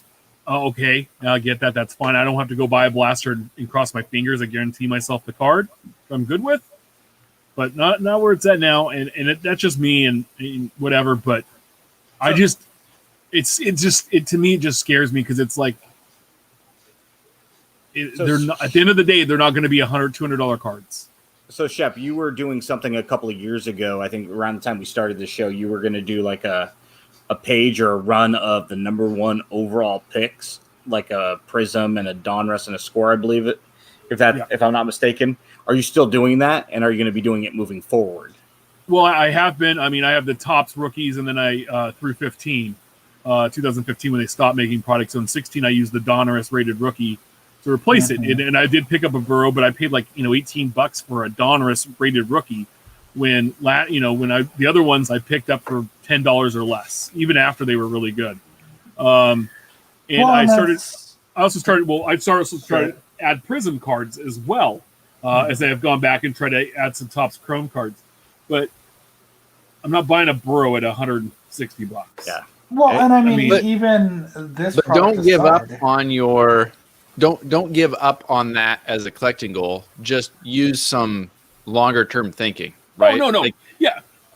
If it pops back up, like when he's out of the league in 4 years because his knee never got better and it's a $7 card, I'll buy 10 of them. Definitely. And I'll be super happy about it too. Well, and that's just it. I mean, between the four of us, have we opened up 1,000 blasters? Yeah, I did that yesterday. I don't think since I got back in 2012 have I opened 1,000 blasters. Well, that's a good question for any of our listeners. And maybe Mike can share it on his next podcast. Just a simple question: is there anybody out there that we know personally that has opened up 1,000 blasters in the last couple of years? 1,000 packs. Yeah, I've opened 1,000 packs. Yeah, because I mean, if you open up a case, of hobby, but 1,000 blasters, that's a lot of money to drop. I mean, hell, have you even seen 1,000 blasters in the last year in person? Not bought, just seen. I saw 3 Garbage Pail Kids and 2 Mandalorians the other day at Target, so I'm at 5. Does Pokemon count? No, it's got to be a sport. I probably have close to 100 racing blasters right now in my card room. Now, did you buy those at retail, or did you buy them through retail like Walmart.com? Oh no, like through Blowout when they're I'm buying a case of them for $100 or whatever on their like Blowout prices, $5 a box or something. Which is a little different, right? It's a one-off where you're still purchasing retail, but you're not walking into a retail establishment any more than if you said I bought them at Walmart.com. Okay, you've acquired them, but I mean, just think about this. 5 years ago, I forget which year it was that I went to a couple of different Targets because you got a medallion relic or something like that, one of those pre-manufactured, and I bought two from the same place because at the time I was still kind of collecting complete sets, so it made sense for me, and I got two Reggie Jacksons, and I thought, man, these are really nice. It was the exact same one, so if any player for me, that would be cool to have a Jackson duplicate. I ran to another Target and grabbed a Bryce Harper, and I mean, this was back in the day where you had 40 blasters sitting on the shelf, spread out through different sports, and it'd be a shelf clearer's paradise right now. But that was like, you could do that at any time with every release. It just didn't matter. I mean, the shelves were plentiful back then. Yeah, no, the one thing I can say is that, the only time I think we saw this was the Bowman mega boxes. That was the first roll item that was like everybody ran and cleared out. Besides that, you could still grab everything. I remember seeing 1819 Prizm. I haven't basketball. Even seen a Bowman Chrome mega box. Yeah, but I saw 1819 Prizm basketball on the hanger months and months after it released. So to your point, that Bowman mega was what, 2018 with Ohtani? No, you're talking about the Ohtani one, right? The original one. No, when he was they had the baseball, the World Cup of baseball, or whatever that stupid thing is. Because I remember, because we on this show, and this is just our collective opinion, kind of agree that this new modern junk wax really started with the Aaron Judge craze of 2017. I don't know if Mike agrees, but that's really kind of where we can trace it back to where it started getting kind of quote unquote stupid with a lot of the lunacy we've seen around this. But I think the 2018 mega boxes that had the Ohtani was really that chase card. And ever since then, retail has just progressively gotten stupider. I mean, the rabbit hole, it's the bell curves continues to climb. Or off the cliff where, who's the next name? We've got to manufacture a name in this next product because we don't know who it is. And there's artificially manufacturing. Oh, you need to go chase these guys in this particular product. Dominguez and Pawson and Witt are your guys in this product. Ready, set, go. Bowman Draft is out. Who are the big names in Bowman Draft? Ready, set, go. On to the next. And it's just it's amazing, and it'll be fun. Somebody had said in the chat room earlier, when is the book on Project 2020? Who's writing it? When does it come out? It'll be really interesting 10 years from now, I think, to look back, whether we're still doing these podcasts or not, hopefully. But 10 years from now, to get together on a roundtable with a bunch of collectors from this era and go, what was the hobby thinking? And are we looking at a wasteland in the year 2030? Or are we looking at something that is still rich and lively? Who knows, of course, but it'll be interesting to kind of reflect upon these 2017 through 2022, 2023 years, and as a collective era, the breaker era, and what it looks like, a dozen years from now. Yeah, looking back in time, those back pages tweeted out, "Holy heck, guys, the asking prices on the 2020 Prizm NFL singles is asinine. Wowza, your hobby bucks would better be spent looking backwards in time and backwards at this time, in my opinion." I think it's great. He's not wrong. And I mean, truthfully, it's probably honestly always been true. I mean, if you would have bought 52 Mantles in 1990 instead of Mark McGwire rookies outside of Ben, you probably would have been made out much better. Sure, one would have been more expensive. However, look at the difference come 30 years. Yeah, but so, we can argue hindsight on anything and any, had we all been smarter and bought Amazon stock in the, when he's, I know we can look at it, but what he's saying is now look back, now go back to and maybe Peyton Manning rookie cards. I think Peyton Manning top rookie cards are way underpriced for who he is. Some of the Drew Brees stuff, some of the Roethlisberger, some of the Rivers stuff, like these Hall of Fame quarterbacks, they put these resumes together.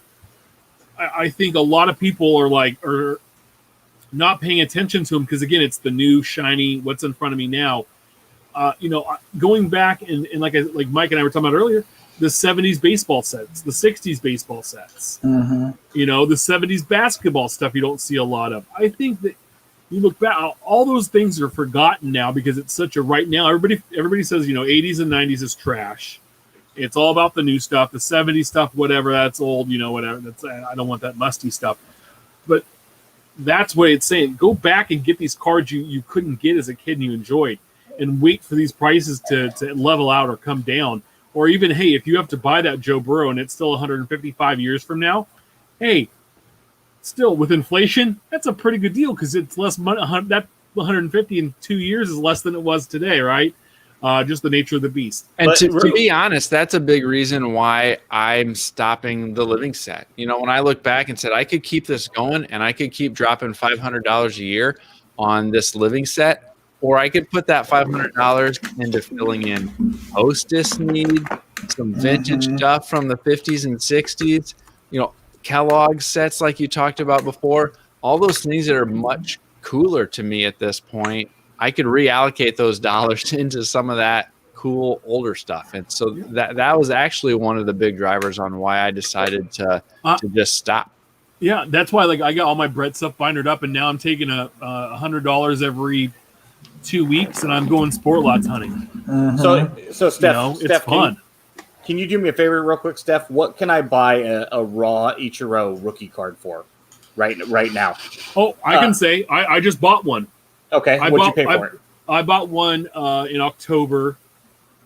September. Whenever I did that interview, when they were here, I bought it live. And I want to say I paid $28 for the card, $4 to ship, $4.20 to ship it or whatever.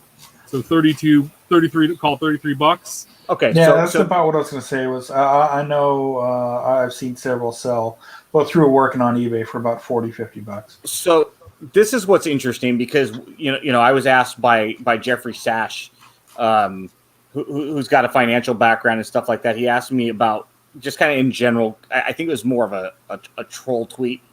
What's driving this basketball market, right?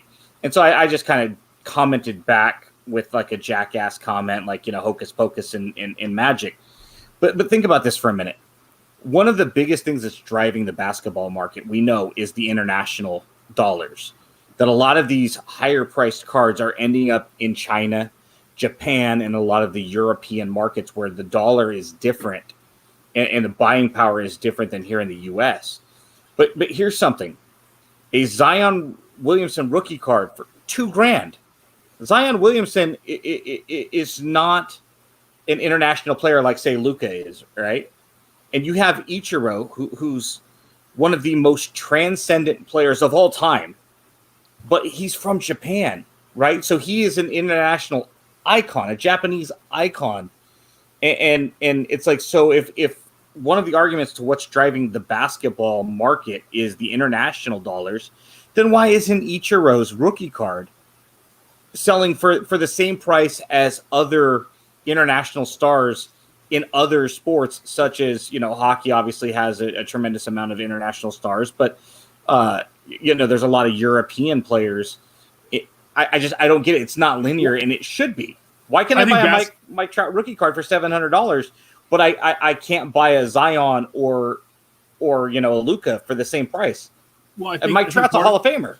I think part of it is that basketball is so instant. Like, these guys get drafted and they're on the court playing like right away. So, and you see the potential in their careers could be longer.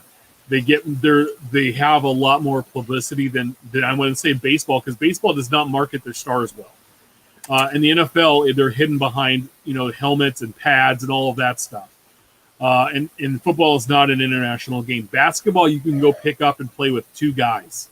Like two people can go grab a basketball and play the sport together. And so I think a lot of it has to do with that. And,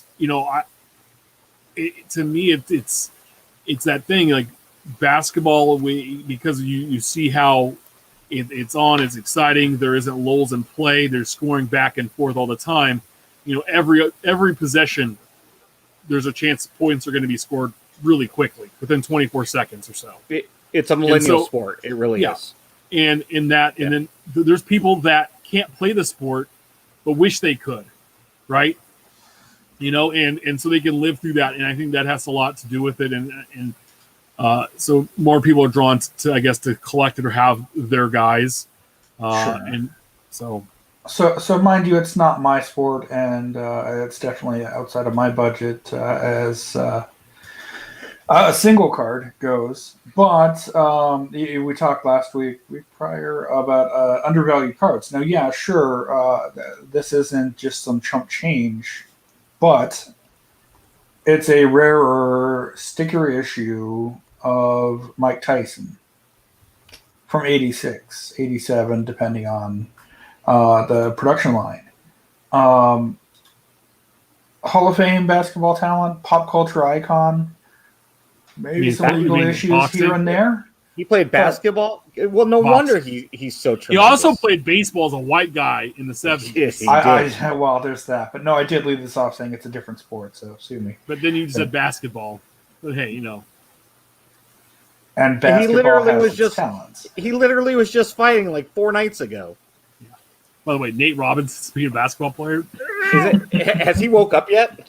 I don't know, but I think if YouTubers can get on and fight, maybe we should have a Royal Rumble. Mike and I as a tag team versus the two of you. I just challenged Mike to like a death match supreme earlier for winner takes all of his junk wax era Mike Davis's. See, I don't think that Eric works out Davis's, well for us. all of the Davises.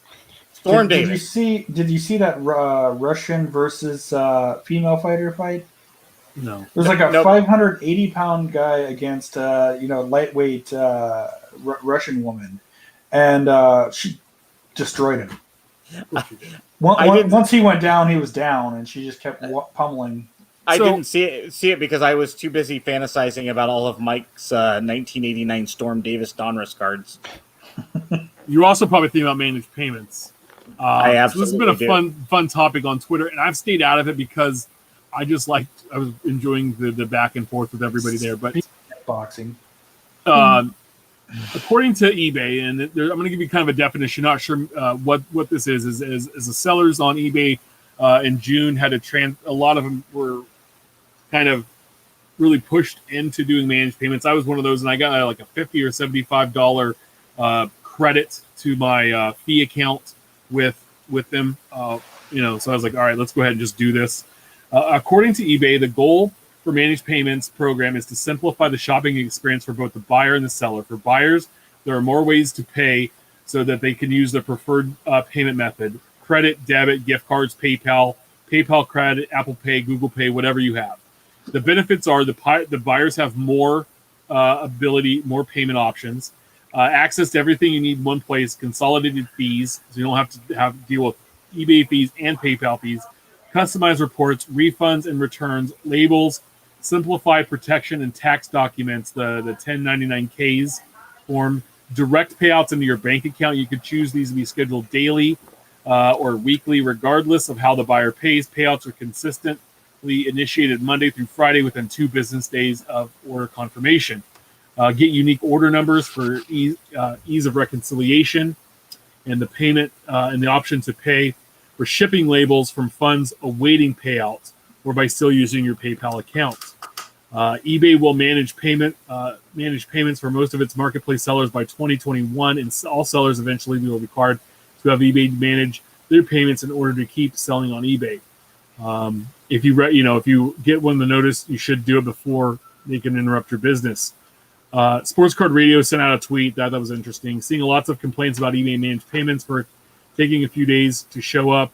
Guys, Amazon pays every 2 weeks. Google, AdSense, ESPN is once every 30 days. And if you can't survive a few days, your business model sucks, not eBay's. They're always kind of a little bit opinionated. I can tell you, since I've had it, I'm getting my payments with, like, if I sell a card on a Tuesday, I have the money in my account sometime on Wednesday. And the fact is I can take out the shipping cost out of that payment before I even get it to pay, the UPS shipping, the $343 or whatever it happens to be for the label. I'm doing that. A lot of times I don't have to worry about that because I've been doing a big ton of PWEs lately. which has been awesome. But I like it better because the money. I'm not tempted to take my PayPal and go on a shopping spree.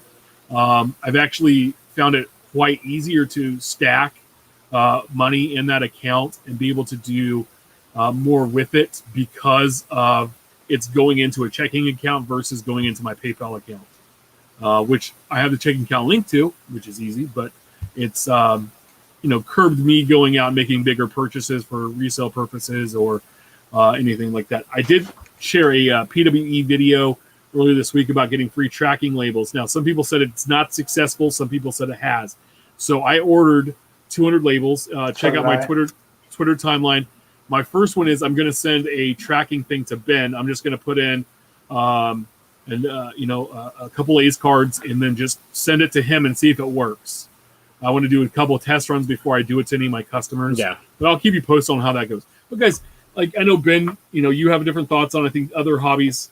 Steph's gonna do. Steph, what? Rude. Could send one out to Dallas. I can do that too. But I know get to him quicker. Yeah, the idea is just a test run. I mean, he could send an empty envelope just to see if it shows up. Right. Yeah, that's the main thing. But I'm just saying, I've had a good experience with it. Other people have said they are banks. Like somebody said they had Chase and they had issues. I have Bank of America. I've not had any problem. Also, too, know your routing numbers because that's real important. So I think I've had people direct deposit put in the wrong routing or checking number and it got deposited in someone else's account. Yeah. So make sure that those are right. But you should be able to Google that. At least my bank has it up online. Yeah, and So anyway, I just want to know, Ben, you've been kind of like this is not a great thing, but it's the way that they're asking us to do business on their site, and they're the largest, online auction place you can go, and you're going to get the most eyes on your products there. So I don't know. What do you guys think? Was skeptical at first. I was not excited about having to convert over. I liked having all of my card money all on my PayPal account and having it separated like that. I did not like the idea of either having to have all this funnel into my kind of personal checking account or having to set up a separate bank account just because of what eBay was going to force me to do. Now, coincidentally, this all went down at the same time that I bought out the shop, and I needed to set up a separate business checking account and all of those types of things anyway as part of having the LCS. And so naturally, I had a new checking account for that purpose. And so it's worked out really well. I like that the fees are taken out all at the beginning. It's all, it's all taken care of that way, that being able to still deduct the shipping labels from that pending payout is nice. I choose to do weekly deposits, and so far in the several months that I've been a part of it, there's only been one time where that payout didn't happen on the day that it was supposed to happen and happened the next day instead. I've not had any of the issues that some people have talked about with there being problems with their payments clearing. So it's gone smoothly for me. I've been happy with it. The benefits that they've talked about have came through for me. So I've been fine with it so far.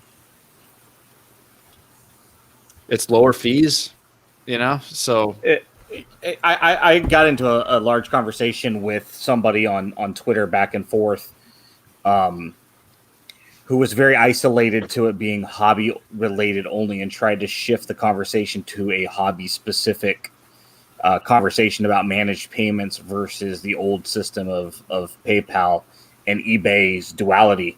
And I tried to let that person know that, hey, with all due respect, eBay is much bigger than just the hobby. And I know that that's where we like to focus, but all of my comments were really intended to be more in the abstract and on a macroeconomic level and not so isolated to just the hobby. And I try to preface that as well. Couple of things, Tim kind of alluded to that, is we're at the mercy of eBay, whether we like it or not. If they decided to charge us 50% tomorrow in commission fees, you have two options: either sell on eBay and accept it, or stop selling on eBay. And my overall premise was I think managed payments is going to turn off a lot of casual sellers not hardcore sellers. To Colin's point at Sports Card Radio, not everybody on eBay is selling as a business. If you're selling on other mediums like Amazon, you're probably, people have their Etsy accounts and things like that set up to Amazon and change your business model. Well, I don't know some people that are just trying to liquidate some stuff out of their garage. They're not a business. And there was an incentive to having instant access to being able to clear out excess out of their home, much like, what is eBay, right? It's the online garage sale. It's an online flea market. It's not necessarily supposed to be intended for online business, how a lot of hobbyists have kind of created it. And fees are going to be structured differently outside of the hobby. I mean, if you're selling nothing but PWEs, which is most of what the person I was discussing this with does, I bet the fee structure is much more favorable for that person than the person that is selling multiple items with heavy hard costs of shipping and whatnot. And if you're selling on the weekend and you have to wait multiple days, because you have to wait for the weekend, being my points, you're going to have to adjust your mindset versus I have this money right now. I can deduct the PayPal fees, the eBay fees. I can pay my eBay invoice immediately, even though I haven't been invoiced. And now I've got $20 left over to do that's my cash flow. Transfer it to a bank, let it sit, go ahead and spend it. But I guarantee you, Ben, a lot of people that had when it was before managed payments, they weren't deducting the eBay fees out of that money before they went and spent it. And You're then right. Come to the end of the month, they had a big bill due. And one of our LCSs, he used to get into so much hot water because he would use that money to buy product off the truck, off the UPS truck, to stock his shelves, and he'd get suspended. And he'd be like, I'm $1,200 in the hole with eBay. And I'm like, you idiot. You sell something throughout the day. You make 12 sales today and you owe eBay $20. Write them a check and whatever's left over, then spend it. But you're spending money that does not belong to you and you're not cash flow positive enough to be able to pay that at the end of the month. Now you have a problem. Now, to Colin's point, you need to change your business model. And that's why he ended up selling, because it was a financial mess for him. Yeah, but what I'm saying, I think it's better in the long run where the payout has everything taken away, and you're just left with all the goodness, and then you know what you have. And so I think it's just gonna be a new norm to get used to, and I think we all have had to deal with different things pop up on eBay and that have been good and bad, and things we liked that went away, and things have come on we haven't liked. But you just it's kind of like, do you want to sell on there or do you not? And if you do, then you gotta have to play by their rules because it's their site and they can do what they want. And honestly, this would be a conversation to have Mike on, say, next Christmas season, after we've got a year or 18 months of data and analytics to kind of look back and go, okay, it's great, or it's adjusted. Because I don't think that this is how eBay is going to. I think the fee structure is going to change at some point in the future, because you're still paying PayPal fees or processing fees. You're just giving it to eBay and they're paying it out the back door to some processing company in Sweden, I guess. I don't know what the name of the company is, but you're still paying that quote unquote PayPal fee. You're just not seeing it now. No, you're seeing it's the combination of the former eBay and PayPal fees are lower than the new eBay only fee.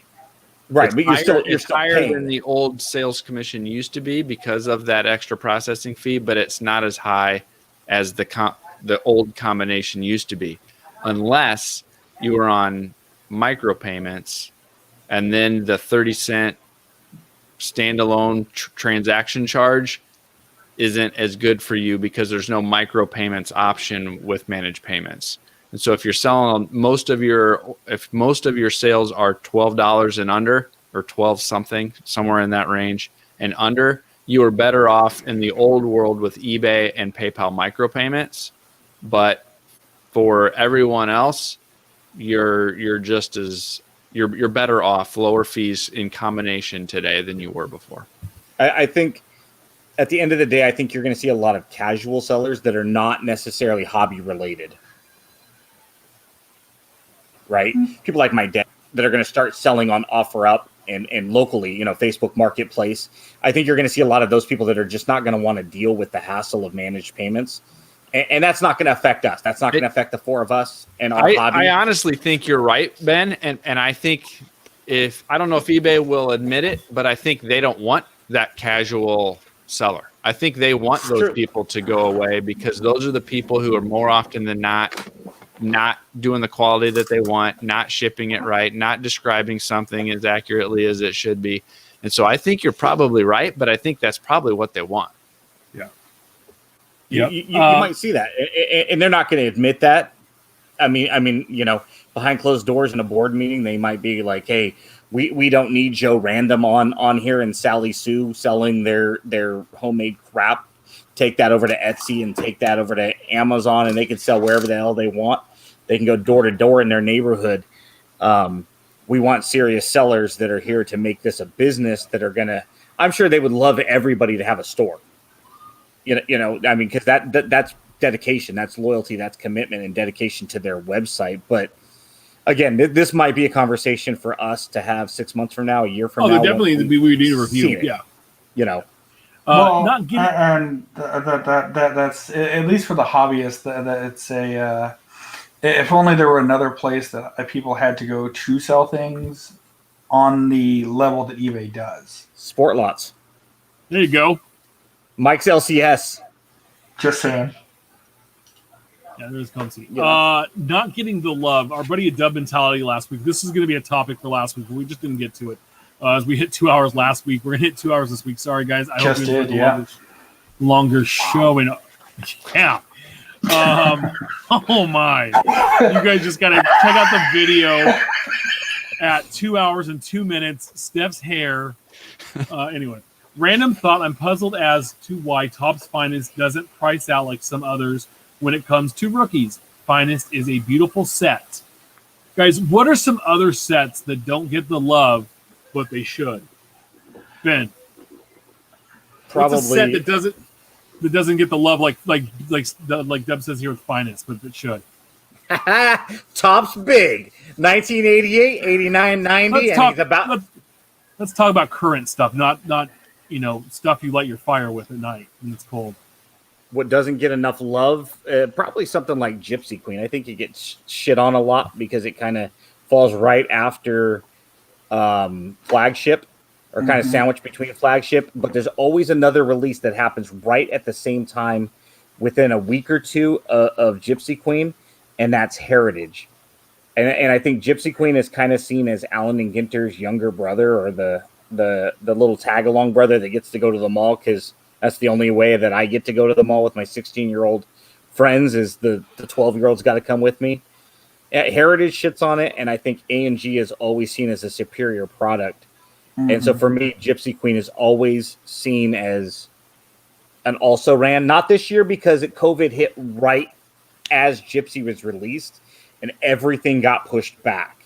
So Gypsy for a while was really that, and Donruss Baseball were the only two. But for me, I don't think Gypsy Queen gets enough hobby love. It's a great base set. It's a throwback, much like Ginter.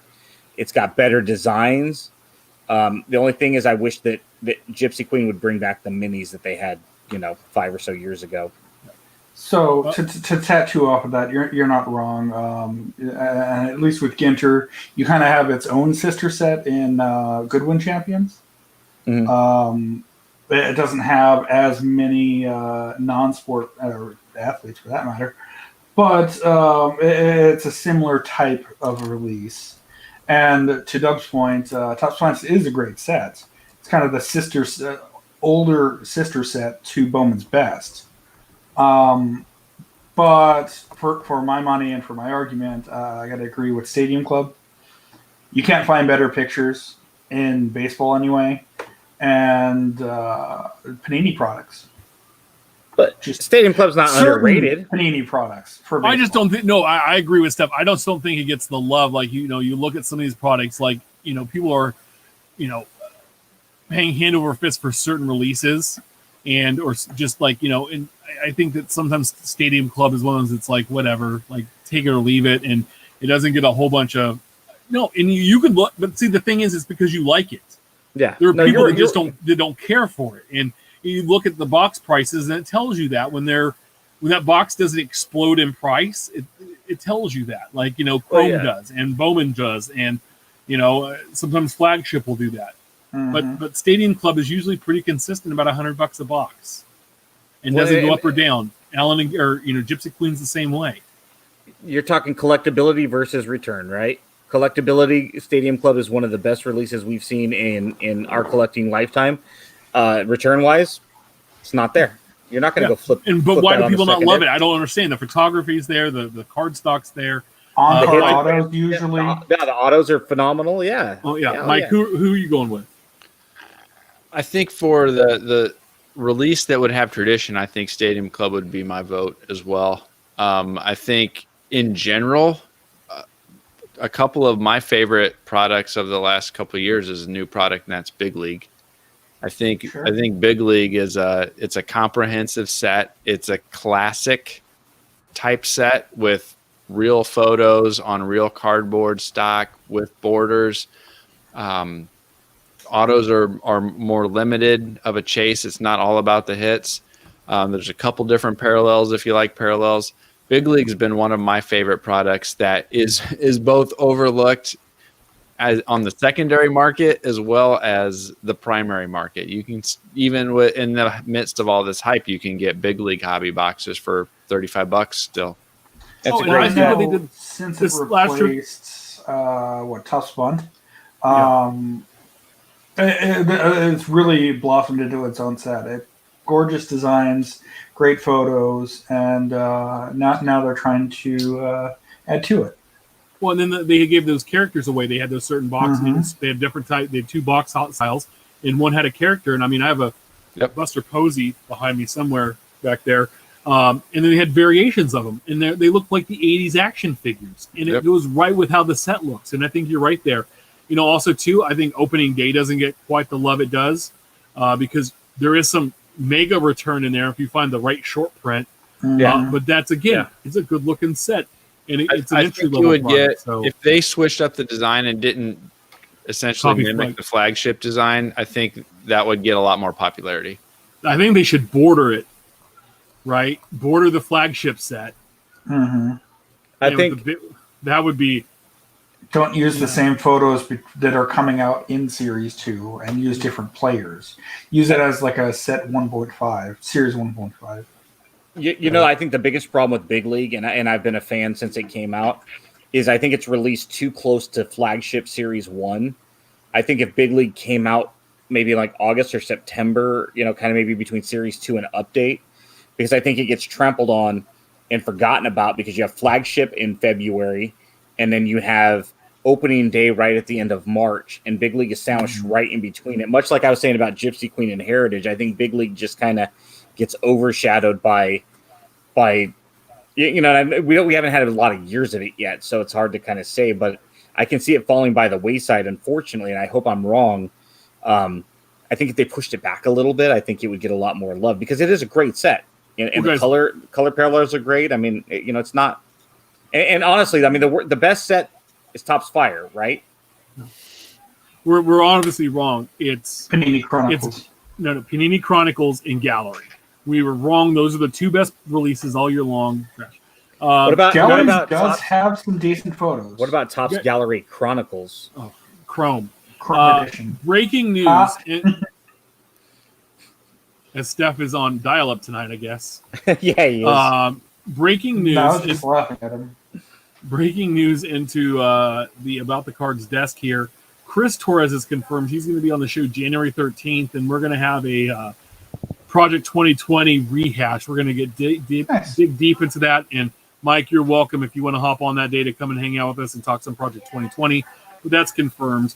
Any final thoughts before we head out tonight? We're over 2 hours and 10 minutes tonight, guys. God, that is crazy. Well, are we announcing it's coming on next week? Or the week we're going to do it at the end of the show. Yeah. We have Night Owl coming on. Night Owl coming on next week. Just butcher it. And Nick Vosbrink the week after. Yeah. Mm-hmm. Yep. And no, just the thing. I don't want to tout what I'm doing on Twitter too much, but it was one of those things like the 24 days of the hobby. Thanks, right? Every day I plan between now and Christmas to say something I'm thankful for. You're welcome to hop on the thread or use it on your own private timeline. Something you're thankful for. I mean, I know I'm probably one of the more, I'm an antagonist and a troll and a negative, negative Nancy and stuff like that. But, once in a while I'm positive. Probably. You know what? You and your dial-up, you've been frozen half this show, and at the end of the show, you're going to talk smack. Come on, man, get out of 1994 AOL and Internet Explorer. But yeah, hey, over the next couple of weeks, tweet out stuff you're thankful for. Let's see if we can get some hashtags going and have some fun with the positive side, because it's the end of the year, so it's a good time for us to kind of reflect on what we're thankful for, because it's been a rough year on all of us, whether it's emotionally, physically, spiritually, financially. It's been not so good. So hopefully us running 2 hours has also been a highlight for somebody not named Uncle Rich. And I just put in your second day of in chat, live chat. Appreciate that, yeah. Mike, tell us, do you have any final thoughts? And also let us know where we can find all your find wares online, where we can buy your cards. Yeah, thanks for having me on. It's been too long. I'm glad I was able to come back on tonight. It's been fun hanging out.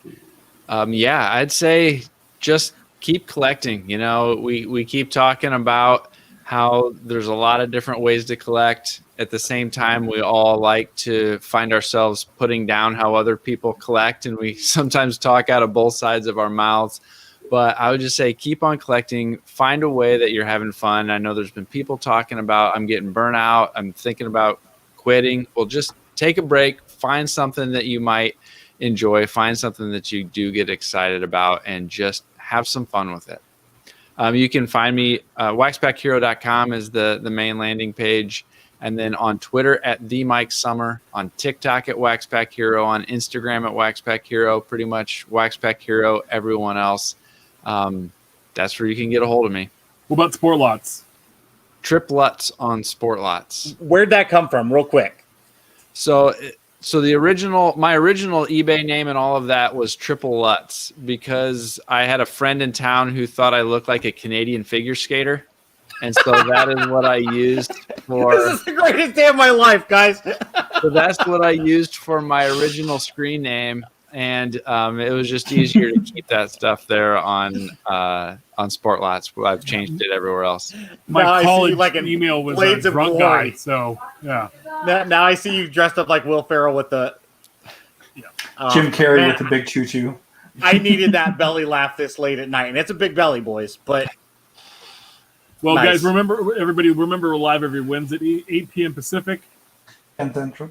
Make sure to subscribe and review our show on all platforms. Follow us on Twitter about the cards. You can always follow Mike at the Mike Sommer. Follow Ben at our trading cards. Follow Steph at Junkwax Twins.